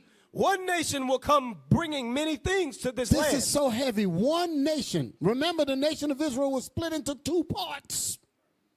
What is the one nation that will become? Give me Ezekiel. Give me Ezekiel 37. It said at the end of days, I'm reading from the book now. At the end of days, they will be lords of all of the nations of the earth. Then it says one nation will come bringing many things, to this land. We're going to deal with that. What you got? What, 37 to 16? Yeah, where it talks about the book two of nations. Ezekiel, chapter Yes. 37, verse 16. Moreover, thou son of man, take thee one stick Give me verse. Yeah, go ahead. Take the one stick. You got to read faster. and write upon it for Judah and for the children of Israel, His companions. his companions. Meaning Judah, Benjamin, and Levi. Come on. Then take another stick And take another stick. and write upon it for Joseph the stick of Ephraim, and for all the house of Israel. You remember we just read what it said, and the tribe of Joseph lived on an island nearby. How in the world did they know all of this if they don't have these tablets? Go ahead. His companions. Meaning the rest of the tribes. Manasseh, Gad, Reuben, all of them. Go ahead. And join them one to another And join these sticks one to another with names written on them. Go ahead. into one stick, and they shall become one in thine hand. And these 12 names on this wood shall be what? One in thine hand. Shall be one in thine hand. So that's where the sign comes from. That's why I don't call it a chart. The 12 tribes of Israel is written on the wood. And it's the 12 tribes of Israel. That's what Ezekiel is explaining. Read. And when the children of thy people shall speak unto thee, saying, Wilt thou not show us what thou meanest by these? Will thou not show us what you mean by these, having these 12 tribes written on this wood that you're showing us? Go ahead. Say unto them, Thus saith the Lord God, Behold, I will take the stick of Joseph, which is in thy hand of Ephraim. Which is in the hand of Ephraim, the And- 10 tribes, the 9 at this point. Come on. And the tribes You want of to say something, Captain? I was going to take over. Let me take over and read this real quick. Ezekiel chapter 37, verse 19. Say unto them, Thus saith the Lord God, Behold, I will take the stick of Joseph, which is in the hand of Ephraim, and the tribes of Israel, his fellows, and will put them with him, even with the stick of Judah, and make them one stick, and they shall be one in mine hand. And they shall be one in mine hand. That's the tribes. Can we find the tribes, please? Do we have it? Put it up there. This is what it's talking about. The tribes. Do y'all have it on deck? Come on, put it up. Put it up. Read it again, Captain. Yes, sir. Say unto them, Thus saith the Lord God, Behold, I will take the stick of Joseph, which is in the hand of Ephraim, and the tribes of Israel his fellows, and will put them with him, even with the stick of Judah. And Even with the stick of Judah. This is what was shown. This is what it's talking about. Look at that.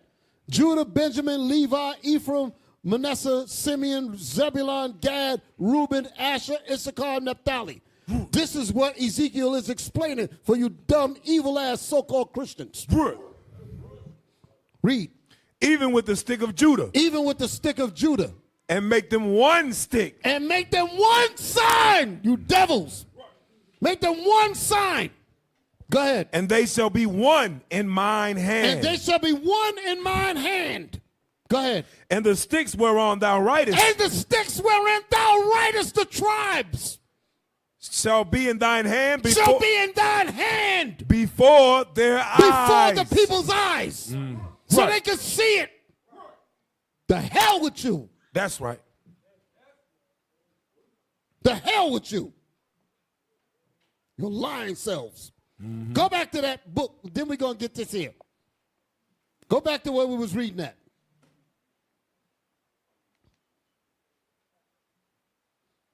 The God of these children of Israel is the true God, they had said, and everything inscribed on their tablets is true. At the end of days, they will be lords of all the nations of the earth. One nation will come bringing many things to this land. One nation will come bringing many things to this land. What is that talking about?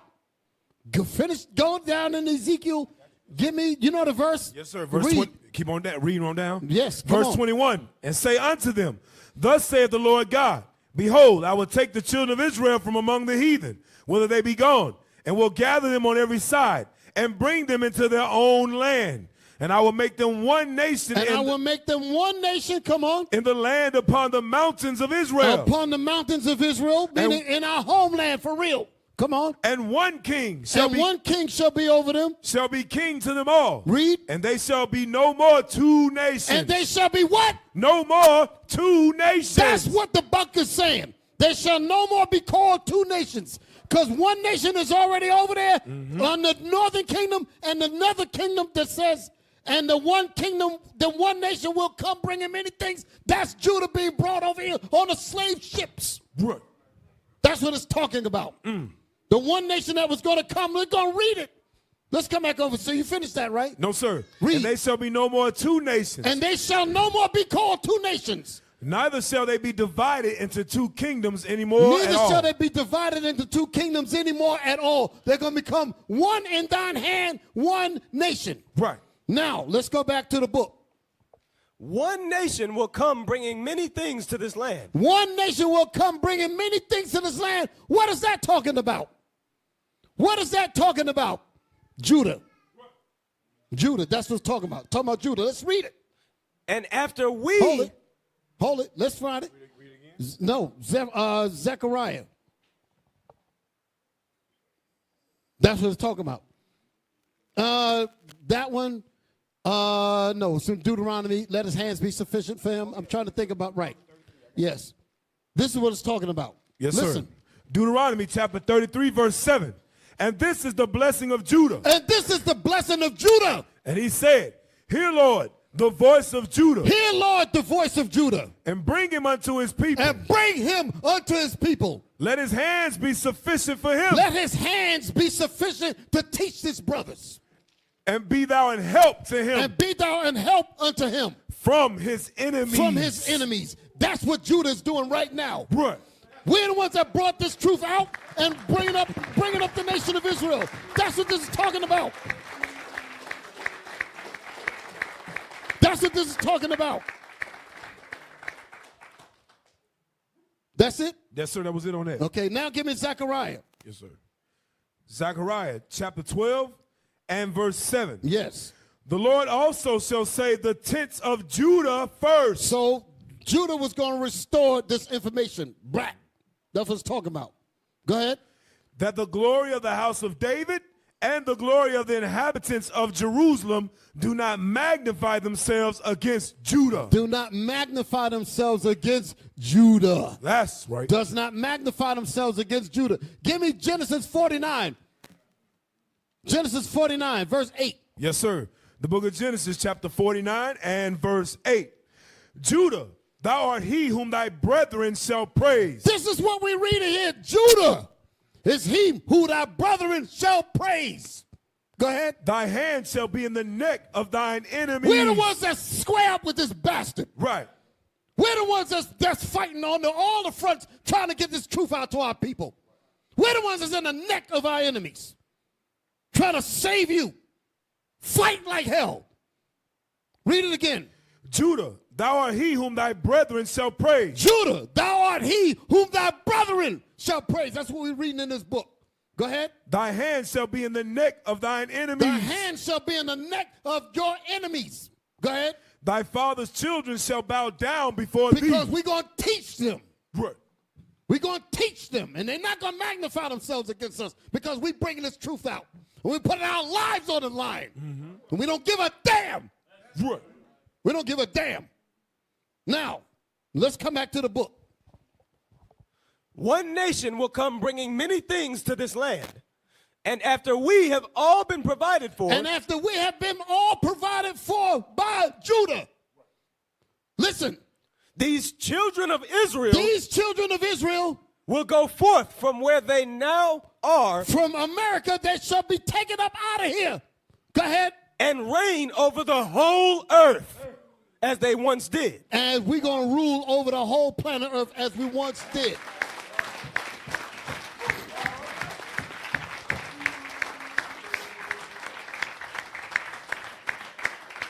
Man, oh man.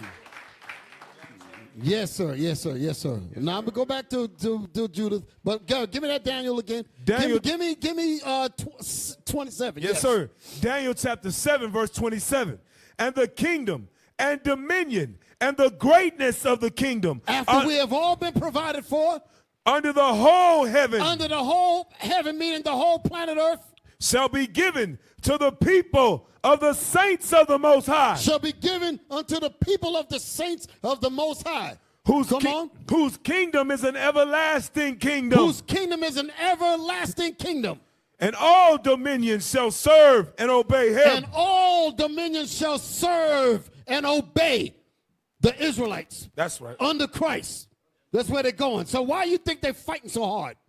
Give me Daniel 2:44. Yes, sir. To show you when this all going to go down. The book of Daniel. It's starting now. The book of Daniel chapter 2, verse 44. Listen. And in the days of these kings. And in the days of these kingdoms, we're in it now. In the latter days, in the latter times. Come on. Shall the God of heaven set up a kingdom. That's this government that the Lord is building. Shall set up this government that Christ is going to be over. Go ahead. Which shall never be destroyed. Which shall never be destroyed. And the kingdom shall not be left to other people. And this kingdom shall not be left to other people. So ain't nobody else getting this kingdom. That's so right. that sick Christian thought, forget about it. Right. You better get that out of your head or your head gonna get chopped off. Right. There ain't nobody gonna enjoy this kingdom but the nation of Israel. So what? They came out of Egypt with us. They're not getting the kingdom. It shall not be left to other people. Read. And the kingdom shall not be left to other people, but it shall break in pieces. But this kingdom shall break in pieces. Come on. And consume all these kingdoms. That's what Christ meant when he said, you shall rule the nations with a rod of iron. Mm-hmm. We're going to bust backs open with pipes. Dog pipes to make it hurt some more. Right. That's how the Most High is going to be dealing. That's how the Most High is getting down. Now, I know I got to wrap it. You want to finish that real quick? Yeah, I need more. And it shall break in pieces and consume all these kingdoms, and it shall stand forever. And it shall stand forever. Go ahead. For as much as thou sawest the stone was cut out of the mountain without hands, and that it break in pieces the iron, the brass, the clay, the silver, and the gold. That's this kingdom here. That's what's talking about Babylon the Great. That's what's talking about. That's the kingdom that we're in. Mm-hmm. So we're in the time of wake up now. The great God have made known to the king what shall come to pass hereafter. So that's how it's going to go down. And the dream is certain, and the interpretation thereof sure. Did you hear that? There's no mistake about what's getting ready to go down. It's the interpretation that Daniel gave the king is certain, and the interpretation is sure. No getting out of it. Now, Daniel 7:27 and 28. Yes, sir. Daniel chapter 7, verse 27. And the kingdom and dominion and the greatness of the kingdom under the whole heaven shall be given to the people of the saints of the Most High, whose kingdom is an everlasting kingdom. And all dominions shall serve and obey him. And all dominions shall serve and obey the Most High's kingdom, meaning the Israelites. That's what Psalms 149 is about. Read. Hitherto is the end of the matter. This is what the whole Bible is about. Hitherto is the end of the whole matter. The conclusion of the Bible is about the Israelites ruling the planet Earth under Christ. Right. That's what they're saying. Okay, and that's what our brothers knew back then. That's what they knew. It's just that our people in these dumb churches, they don't know nothing about what we just read. Right. Nothing about it at all. Sitting up in there having their head filled up with cement. Can't understand a damn thing. Now, take a little bit more time. Just a little bit more time. Go back to Judith. Thank you, brothers. Go back to Judith. Man, I want to bring them daggone videos in. Man, doggone, I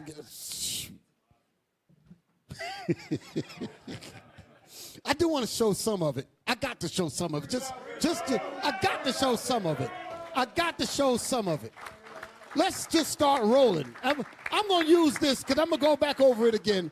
I want you to see what these bastards did to us. Like I said, we was going into that book. I'm going to take this. I'm going to take the remainder of these moments to go just to let you see, because I'm going to have to go over this again when I do this parts after this. But I got to do it for now. Let me see where we at. Hold it. Go to let me see the telegram. Let me see where we at. Just 1 second. Let me say the first. Give me nope. Go to my pictures. I'm just going stop. Come out of go to the. You see the sign where it's standing? It's not a video yet. Yes, the pictures. Let's go up. Just go all the way up. Y'all got to go way up. Just bear with me, brothers and sisters. Y'all going to like this. Okay, come on. Yes, that's what I'm looking for. We're going to play these. I'm going to let all these play. Okay, now so I'm going to go through this kind of quick. Everybody's with me? Yes, okay. Show that picture there. Now, no, not the video. Okay. Oh, by the way, show the thing with the book, just because I did say I want to see that. The thing that we just read in the book. Show them that. Zoom in on that. This is the book that I was talking about with the page. This is what I wanted y'all to see. Notice this is the Lost Tribes. Could you pull it out so they can see what book this is? Okay, this is from the book. This is from this book here, right? Inside the book, show the page. This is a page that's inside the book. I can bring the book physically and show this to y'all if y'all think I'm bull jiving. Zoom in. Could you just see that part where it says there? Passages. So that you can understand the information that you just read, that we just read to you, is not comic books. These are passages, like it's written here. Passages from Spanish explorers in the southern United States with dates 1528 to 1543. Do y'all see that? So we're not playing games. Y'all see that? Now, zoom down. Don't go nowhere. Just zoom down. Zoom down. You get the catalog so they can. You can go inside the Library of Congress. Could y'all move it so I can see? Come on. Move it up. I'm going to get the bottom. Right there. Library of Congress catalog card number. That's the number there. Wow. Which shows you that this is not bull crap. Y'all hear me? So what the hell are they teaching y'all in school? Nothing. Damn sure ain't teaching you what I'm about to show you with the remaining minutes left. Y'all all right? All right, let me give it to them. Now that we got that in. Zoom in. Here we go. Zoom in. Let me just talk while we're doing this part here, and then I'm going to let the videos talk to you. Y'all all right? We're going to get this out now. We was over in Ghana. We wanted to go and see the journey of what happened to our brothers and our sisters. Because I remember I said I did want to bring this out to y'all, so I'm going to give it to y'all. Y'all all right? So this was the first part that we went to. This is known as the last bath. The last bath is the last place, the last bath of where they where they made us wash off before they put us in the dungeons to be sold over here on the ships. Y'all all right? It's getting ready to get ugly. Then I said, I got to give it to you. Y'all all right? Welcome to Asin Manso Slave Riverside.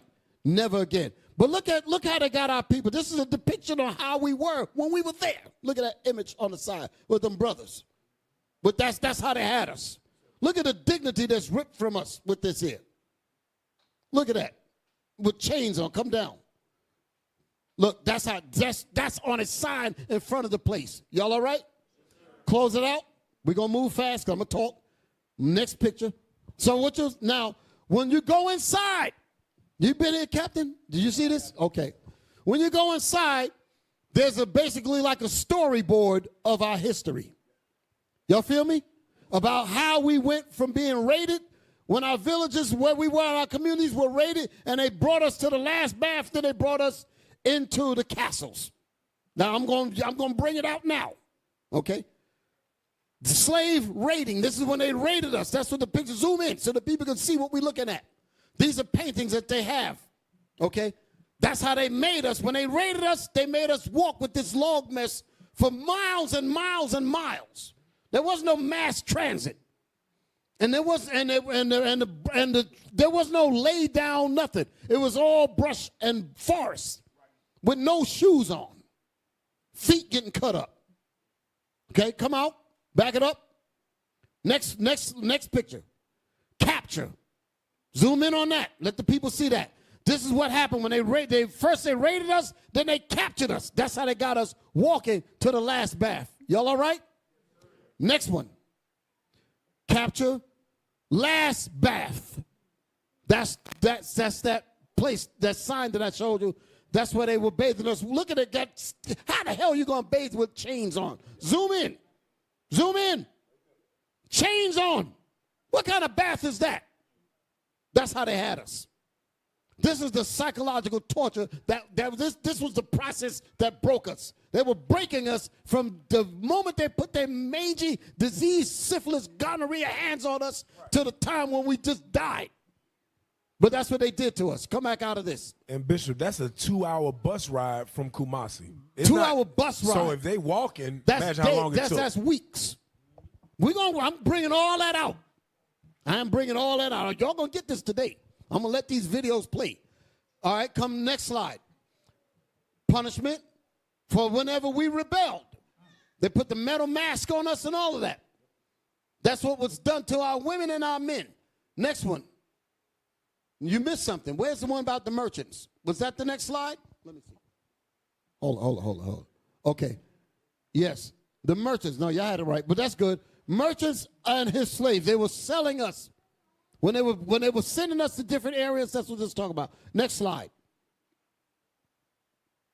Auctioning off. Zoom in. You see that's auction. The wall is coming to reduce. What the hell does reduce mean? She was either pregnant or maimed, a foot missing or something, so they reduced them. This is on the walls over there. Next slide. Next slide. Auctioning off again.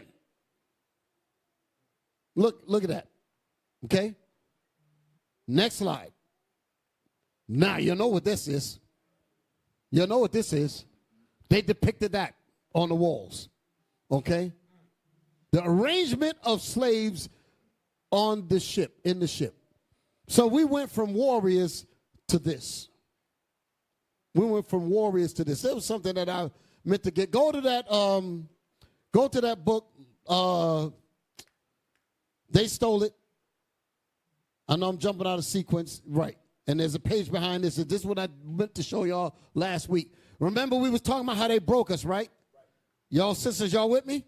Y'all still ain't seen nothing yet. I'm still going to hit you. Let's go inside the book. They stole it, but you must return it by Richard Williams, doctor. What did white America do to the black father? This is the breaking up that we're going to talk about. Read. What did white America do to the black father? Blacks came from a country where many men were warriors and family heads. These black warriors... If we were warriors, how did we go from warriors to being laid on them ships like that? All of those torture devices that I'm about to show you and what that has already happened to us. Go ahead. These black warriors and black family heads, however, offered a threat to white America's economic plans. Meaning that if we stayed the way we were supposed to be, the white man couldn't have used us the way he needed to use us. So he had to develop a plan, like we read in another book. Had to develop a process to break us. Seasoning. Read. But these warriors and family heads, if made slaves, could bring the highest economic return for white America. Do y'all understand what y'all looking at? If they could kill the, what did it say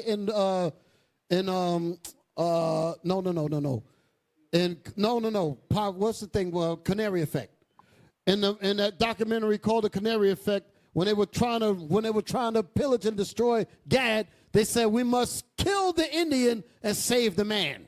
Killing the Indian is the same thing as like they said to the woman. They said get every bit of bitch out of her, kind of thing. That's what they were saying. The Indian and the quote-unquote bitch that's using those two instances is the resistance to white dominance. They said we don't want no dominance, no Indian, no bitch, no nigga, nothing. We want you to be perfectly framed for us. That's what that's saying. That's what this is saying here. Read that again. Read that statement again where you at. These black warriors and black family heads, however, offered a threat to white America's We offered a economic threat plans. to white America so that they can't set their system up as long as we got our right mind. So they had to develop a psychological program to destroy our process of common sense to the point where you hate yourselves, have self-doubt, and wanting your enemies to get a salvation instead of you, and allowing the enemy to walk all over you, and you just lay down and say, walk upon me. A process was done to us to make us think that way. Read. But these warriors and family heads, if made slaves, could bring the highest economic return for white America. Come on. Therefore, the submission of the black males became a major emphasis and resulted in the development of a new slave system. That's what we just read out of that Bible. That's that seasoning. Okay? So read the rest of it. A slave? A slave system designed to destroy the manhood of the black males. So that's exactly why the men act like damn scared punks and weaklings and sissified Christians yelling in a damn choir. You running up and down the daggone church steps, acting like a daggone female. Because all of the manhood spirit is gone. Because of what happened here. Christianity is the #1 capsule of dope that have smothered the daggone brain cells of every black man that ever put his foot in that damn place. That's the death camps that's happened to us in these doggone churches. Come out of this. Now let's go back to where I was at and get my pieces in there. Where was I at? Come out of this. What's the next piece? Yes, that's what I want now. Now, so I'm telling a story. Y'all with me? Yes, so when we got to that place, that Ascend Manso Slave River, this is the guy that was with us. This is the brother that was talking to us. I want y'all to listen to what he's going to tell us. Y'all all right? Sisters, y'all all right? Come on. Hit me. The diaspora. Turn it up. To this place, we don't have to take them through the same thing. So he's explaining, is this the line? Hold on, let me make sure I'm getting it. Yeah, that's the one. He's explaining about how we were made to walk down to take the last bath. So that's what he's explaining here. I want you to listen to what he's saying. Come on. Went through. So then the path has been created a little bit wider, so that when they decide to walk through, they feel comfortable and then be able to ask questions and then get themselves reflecting on their own life so in general. Through those doors is the path, because they widen it for tourists. But in the real life, none of that was there. You had to walk on sticks and twigs and all types of stuff with your bare feet. Go ahead, play it. One question that I always ask them to ask themselves is that if the ancestors in their chains and shackles, who were forced out of this land across the oceans, hadn't survived the journey, where would we be? That's right. That's exactly the point. And once you ask yourself this question, a whole lot of things will come into your mind.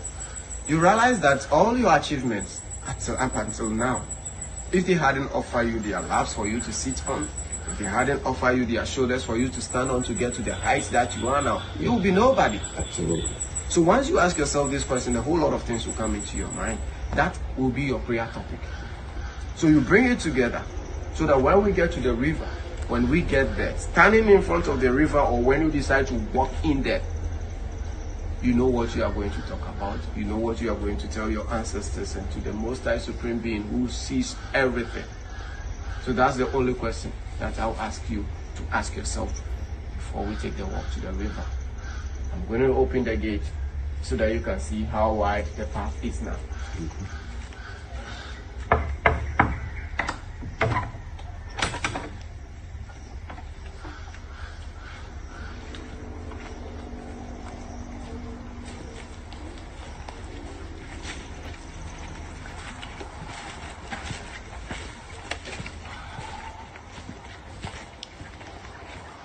Let it play.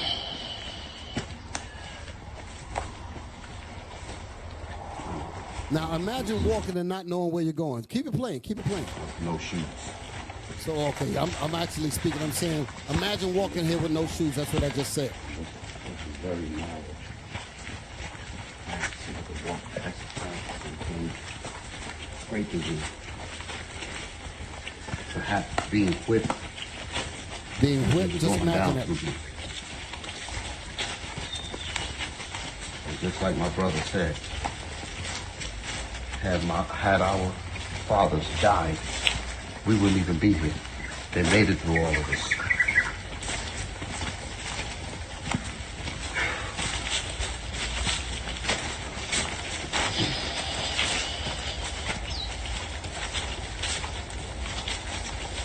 Now, it's funny. Pause it for a second. It's amazing because while I'm going through this, I'm actually having, I guess, it's emotional. Y'all all right? Y'all understand that? While at the same time of it being emotional, I'm still being cognizant that I still have to act as a reporter, as a researcher, that kind of thing, because I'm doing this for my own therapy, while at the same time still trying to make sure that we capture enough to bring back for us here. So I'm narrating while at the same time having a spiritual reckoning. Y'all understand what I'm saying? Play on. Turn it up.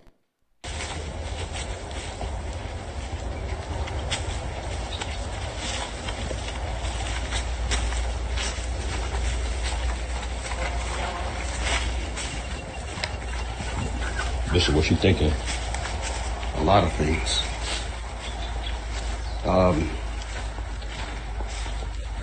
It's just like we were speaking earlier. Watch that something. You know, it's one thing to read about it in a book or watch a video on television, but it is until you actually come out here and breathe in the same air that our fathers breathed in, and go down and have no idea where you're going. That's just torture in itself. You don't even know where you're going. You know, we're here revisiting. So we have an idea as the children of those who didn't know where they were going. And it's still psychologically painful. And just imagine not knowing anything. And you're being dragged down here, whipped, pushed, shoved, families torn apart, wives destroyed, sons, everything disrupted.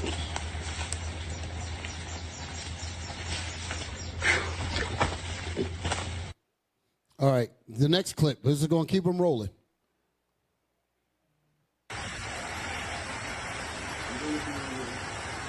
Let me see.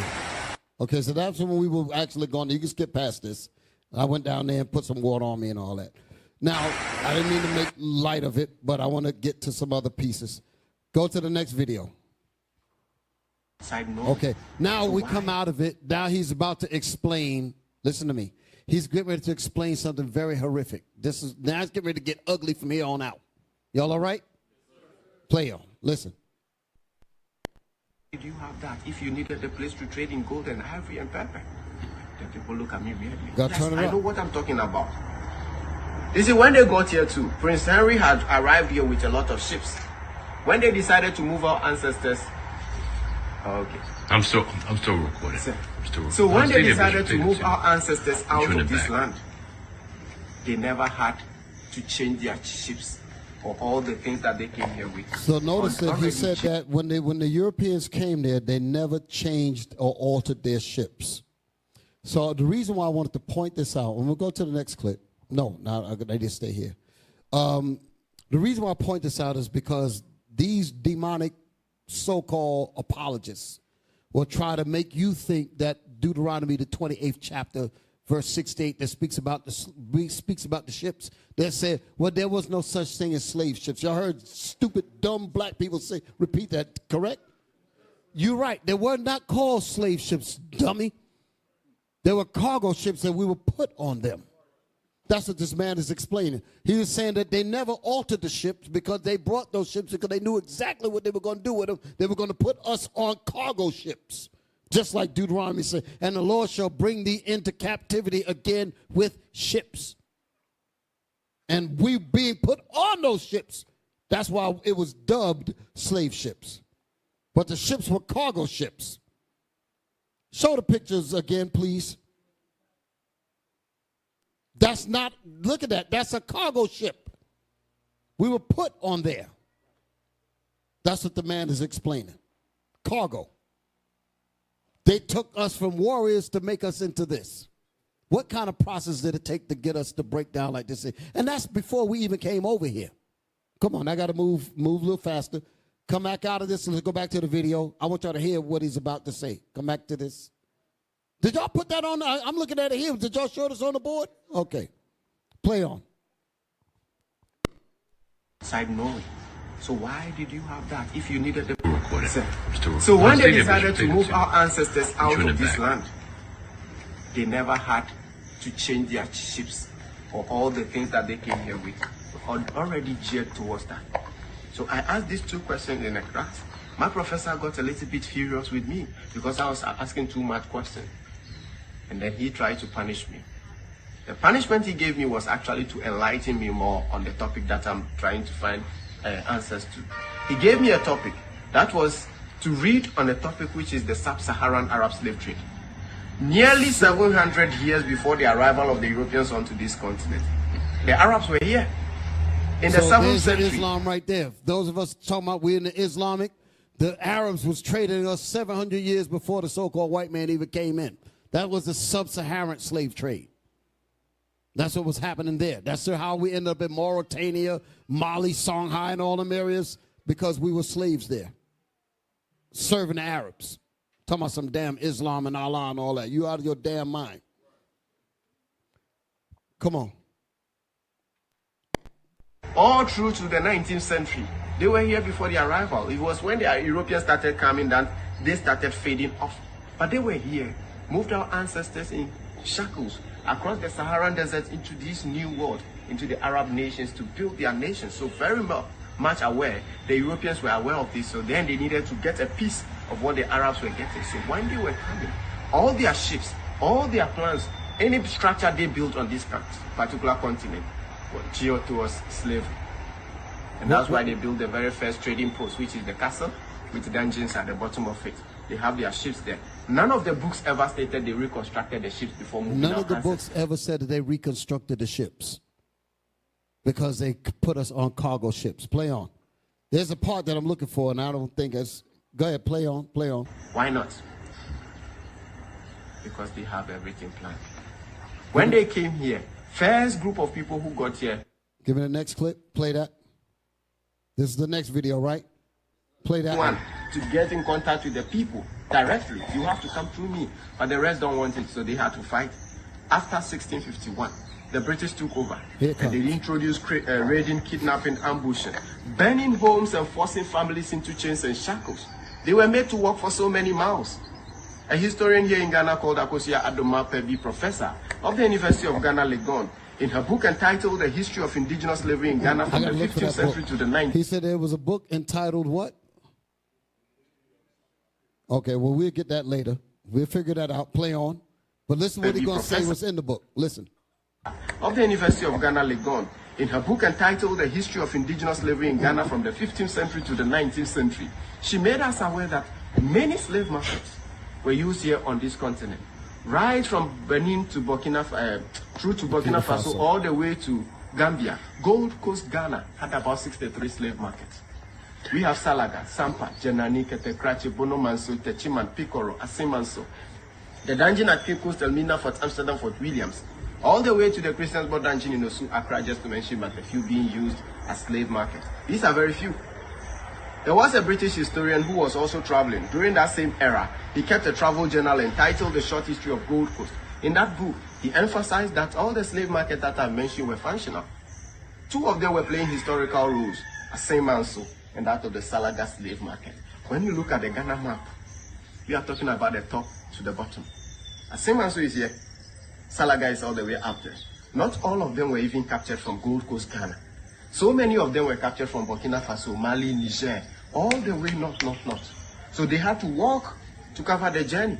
They went through the Holy National Park. To cover the journey. They made us walk to cover the journey. Give me Isaiah 3:16. That's what I want to read. Isaiah, the 3rd chapter. A lot of times when we read this, I know it's late, but I got to get these points in. Y'all all right?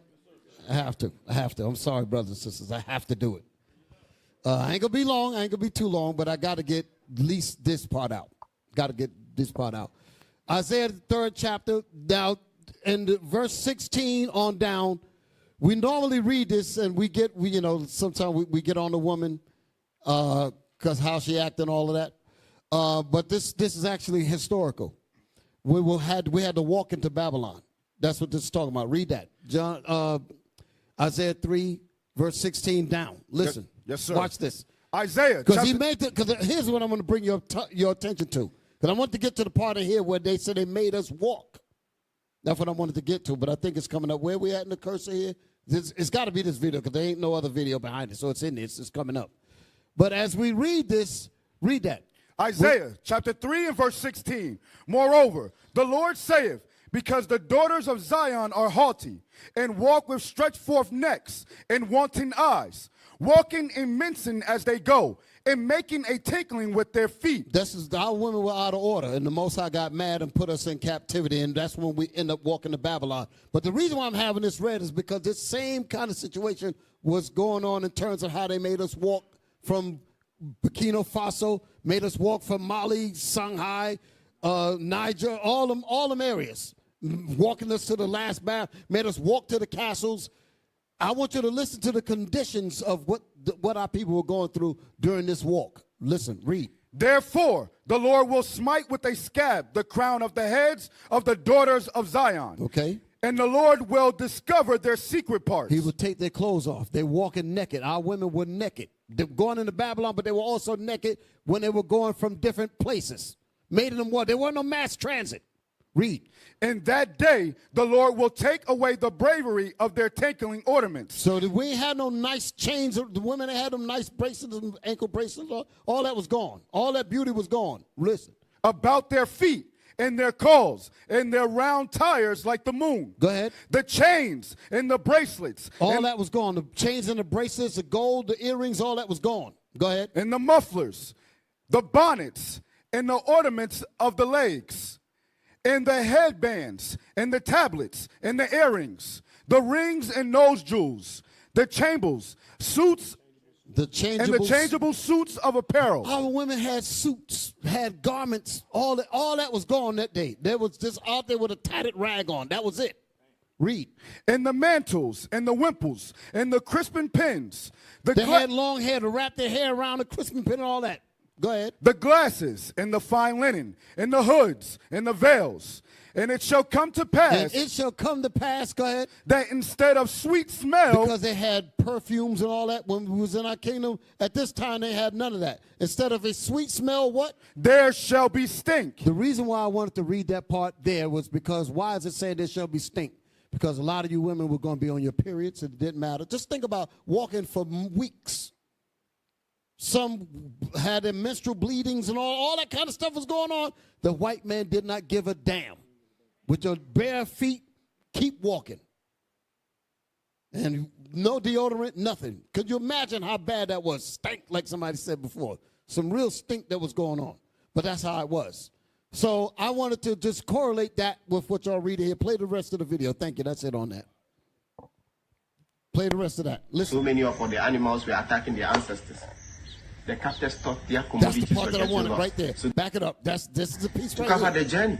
They went through the Mole National Park. There, so many of the animals were attacking their ancestors. Back it up. This is the part. I want y'all to hear what he's saying. He's making the point as they made us walk. The animals, remember, this is not no flat lands. This is in forests, dense. While they were making us walk, there's wild animals, tigers, lions, and all that stuff that's out there. And you're walking and your feet are bleeding. You're leaving blood trails, which is attracting animals. Are y'all listening to me? Yes, sir. Women, period, all over them and all that. Urine, feces, all of that is on them. They didn't give them no damn toilet to use.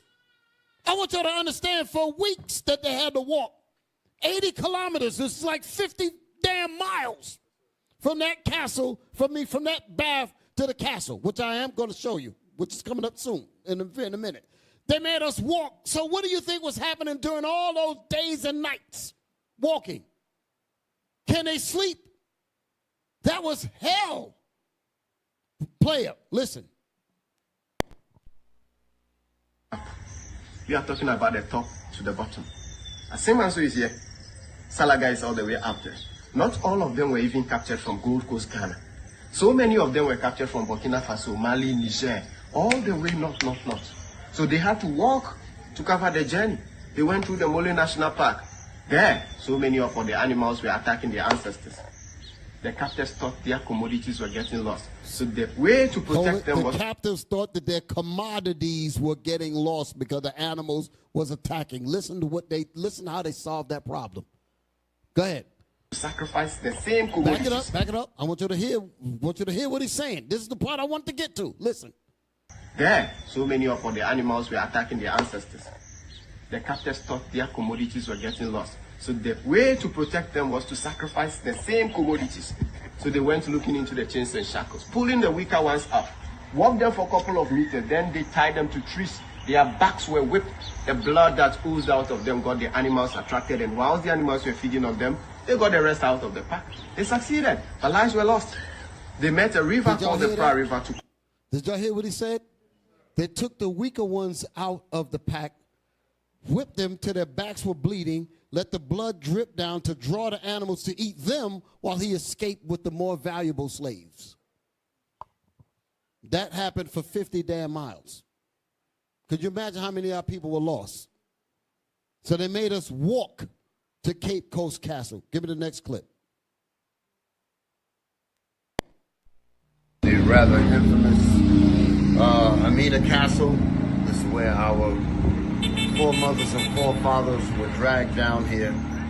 And inside this castle, this is where our forefathers and foremothers were forced to get on the ships. I imagine that these dock areas, this right here, is where we ended up being sailed away from here. We're going to go in here and see what we could absorb spiritually so that we can bring some of this history in real life to our brothers and sisters back in the States and all over the world, perhaps. Shalom, Israel. Come on. So I don't know if y'all was able to hear what I was saying. We get ready to go inside the actual castle that they made us walk to. We had to drive there. That took an hour. That took hours to get there in a damn car. They made them walk there. So now we're about to go inside there now. Play on. Since I was walking. Yeah.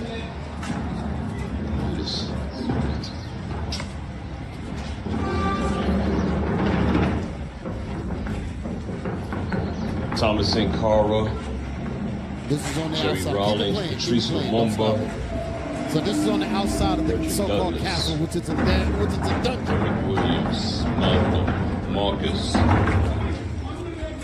How you doing, sir? So we're getting ready to pay to go inside. Give me the next picture, next slide. Okay. So now we're going in. I'm going to narrate so we can get through this. I know we got to break bread and all that. All right. So so he's directing us. We keep going straight. Give him the next slide. Give him the next slide. Now this is where we was at. You got our brothers down there bumming.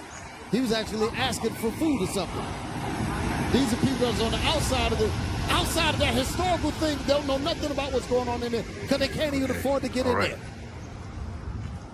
Trying to sell stuff outside, selling planting chips and all that on their head. Yes, sir. So now the brother is getting ready to take us on the tour. I had to show y'all this. Then I'm going to end it. Okay, next slide. This is the brother here. This brother was cool. This brother is on point. The Most High gave us a real brother. I want y'all to just listen to this, and he's much clearer too. Y'all all right? Come on. Brother say all praises. Listen to the stuff that he's about to drop. Come on. My name is Justice Kwabena Aqua, and today I'm going to lead you through this experience. And most of the time I prefer to call this an experience, not a tour, absolutely, because this is not something you make fun of or you laugh about. because we are standing on sacred ground. Crime was committed against humanity here. So it's more of reflection and you learning from the past and we correcting it so that our lives will be better as people of African descent. Because most of the time we don't know and we keep on living the way we live as a result of we know it. And I don't know whether it's by design for us not to know or whether it's by design for us to always learn the propaganda and not the truth. So today is going to be about our story, not his story. Turn it up. Not our oppressor's story or our enslaver's view about whatever happened to us. We're going to tell our own story. So today, there's no sugarcoating, there's no whitewashing, there's no subtraction, there's no addition. We're just going to know the facts. So what happened to us? Right, so briefly, I'll give you something about this structure. The British built it 1665 and called it Cape Coast Castle. But to me, in actual sense, this is more of a fort or a dungeon. But the British called it Cape Coast Castle. This structure is over 358 years plus. Now, and historically, I want to, because this is move the cursor up, because I want you to notice something. Slide it up. I'll have to skip some things, but I was going to play all of this and straight up. I was going to do that. Start from Start from about right there. Let me see. Hit it. Empire. When I talk about the Mali Empire, I'm talking about present-day Mali, Mauritania, Niger, Senegal, Chad, part of Nigeria. Mali, so look at the size of Mauritania. Our people are there. That's what he's saying. Go ahead. Mali alone and Mauritania tells you that the empire was really, really, really vast, and it had Timbuktu to be more like the capital. And around the 14th century, they had an emperor by the name Mansa Musa. Mansa Musa had already established Timbuktu as a center of learning, where he established a university and libraries within Timbuktu. So, next slide. I'm saying unfortunately because that started our problem as Africans. Because the first thing we should know is the European did not come to Africa because he loved Africans or he loved Africa. They came to exploit and to basically, let's say it, to basically steal what they didn't have. So 1471 they arrived and constructed those forts, the large ones and the small ones along our coast. And they called Ghana the Gold Coast. As a result of the abundance of gold they had here. And when we had independence, the name Gold Coast was changed to Ghana. Give it the next slide. Give it the next slide. Steps down, the last one drops a bit. So he's going to take us into the dungeon. What I was trying to get to the point, because he pointed that there was a church above the dungeon. That's what I was trying to get to. Literally, that's what the part I was looking for.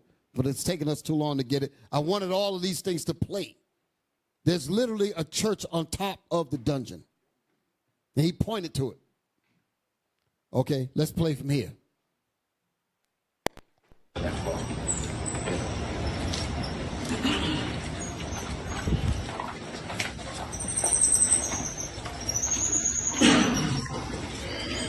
Now, imagine after walking, keep it playing, after walking those 50 miles, they forced us to go down there.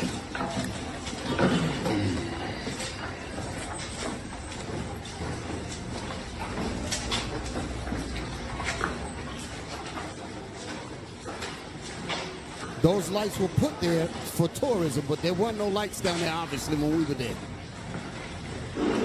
Just listen.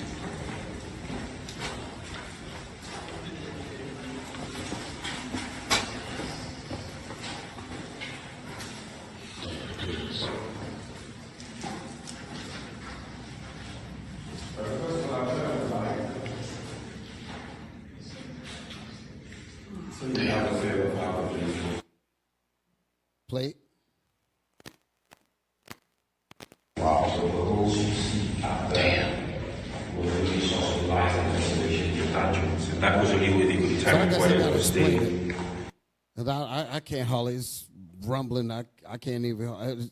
I was able to hear all this clear at home. I don't know what's going on now. That's down there in the tunnels. Let me just say it. That's down there in those dungeons. And on the floor, one of the floors was excavated where it's down to the bricks. The other floors were left the way they were when we were there. On those floors is our DNA. We were made to wait inside those dungeons for nearly 3 months, waiting for the next ship to come in. I'm not talking about coming out for a break. We had to stay there for 3 months. Anywhere from 3 weeks to 3 months. Some of the women were taken out and raped, and if the woman got pregnant, they took the baby from her and then put her back into the dungeons. That's what they did with the women, and took her in the outhouse. And when they finished with her, soon as she gave birth, they put her back to be sold. Why? Because the merchants did not want a pregnant woman. Stuff like that. There's another part of here called the suffocation cell. That's what I want to get to. I guess I'm going to save that for the next one because I know it's going a little bit far. Move past these. Move past these. Move past these. Let me see. Where we at? Where we at? I'm about to close up. Go to the part where they're walking out of the... There's a video where you see these... Yes. Play. Turn that up. So the male captives entered from the male dungeon behind the shrine. They walked in it, in chains. They passed to the exit down. Spy hole here. One of the soldiers stood there and spied on the spy hole that's showing the tunnel. I skipped a whole lot. So when I show this next week, I'm going, because I'm going to start from here. I'm going to get all this in there. This was the tunnel where we went from the last chamber to the door of no return. They went out. That's what this tunnel is here. That's what they're showing here. So I don't know where to go from here. Let me see. Yeah, there's so much I got to bring out. Man, there's so much. Let me wrap it up. Come out of this video. Give me the next video. Come to the next video. Then I'm going to end with that last video. This is the very next video. Also, we have a condemned cell. Okay, let that play. Where people were suffocated to death. So that was where they had, play that again and pause it so the people can see. Also, we have a condemned cell. Condemned cell. This is what happened when women did not want to, when they did not want to have sex with the white man and all that. They put the women in here. The condemned cell is what is known as a suffocation cell. I'm going to let this show what it's talking about. Give me the next clip. So you can see it again. Just zoom in so that people can see that's the same one. Go to the next one. That's how, you notice that the doorway is low and you go up. That's by design because your hot gases, your carbon dioxide is trapped in the ceiling and it rises. And if you're up there, the air is down. You're above that, so you would suffocate. That's what this is about. Play it. Go to the next video. Play that. Just listen to this here. It was meant for anyone. Can you turn off your light just briefly for me? So we have it. So we'll leave you here without water, without food, without air, nothing. Without food, without air, without anything. That's what he's saying. Go ahead. Them were here. They will not mind. They will wait for all of them to die. If the bodies were smelling or rotting or not. Go ahead. They don't really care. They will leave all of them to die. Then they will move the bodies out in that smelling state or rotten state and show it to the other captives. Then from there the bodies was thrown into the sea. Yeah, so this was the others were thrown into the sea. So all of this was before we even got on the ships. Now go to the video where it shows the number of us from just that one castle. What's the next video? Final exit point for the captives. That's it. Door of no return. So our brothers and sisters. Go ahead, let it play. Walked to the door and never came back. That is why the Europeans named the door of no return. Our forefathers passed through the door and they said bye-bye to Mother Ghana and Africa. In the moment they passed through this door, they lost everything. They lost their names, culture, families, religion, languages, and they even lost their dignities as human beings. It is estimated about 2 million captives passed to this castle. 2 million. The Europeans in total were about 60 million enslaved Africans. Did y'all see that number? 60 million of us. Back that up again. I want those numbers in. Listen to these numbers. Million captives passed to this castle. 2 million. The Europeans in total were about 60 million enslaved Africans. 60. And out of that 60, only about 12 million successfully made the journey across the Atlantic. 20%. So many of them died. About 48 million died. And these 48 million persons you're talking about were between the ages of 16 and 36. So they took our labor force away. And 48 million persons, far, far more than the population of Ghana. About twice the population of Ghana. So you see, the Europeans wanted to depopulate Africa in order to develop their continent. Okay, we can stop there. 48 million of our bodies are in the bottom of the Atlantic Ocean right now. 48 million of our bodies are laying in the bottom of the Atlantic Ocean. 48 million. 48 million. So it's no mystery why we so damn crazy. Out of the 12 million that made it here, we are the survivors of those. We're the survivors of only 12 million of what they have on record.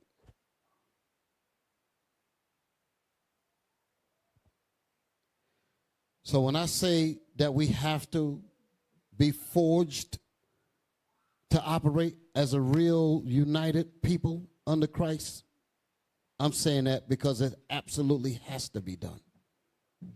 With this kind of reality, with this kind of history, this is not no bull crap.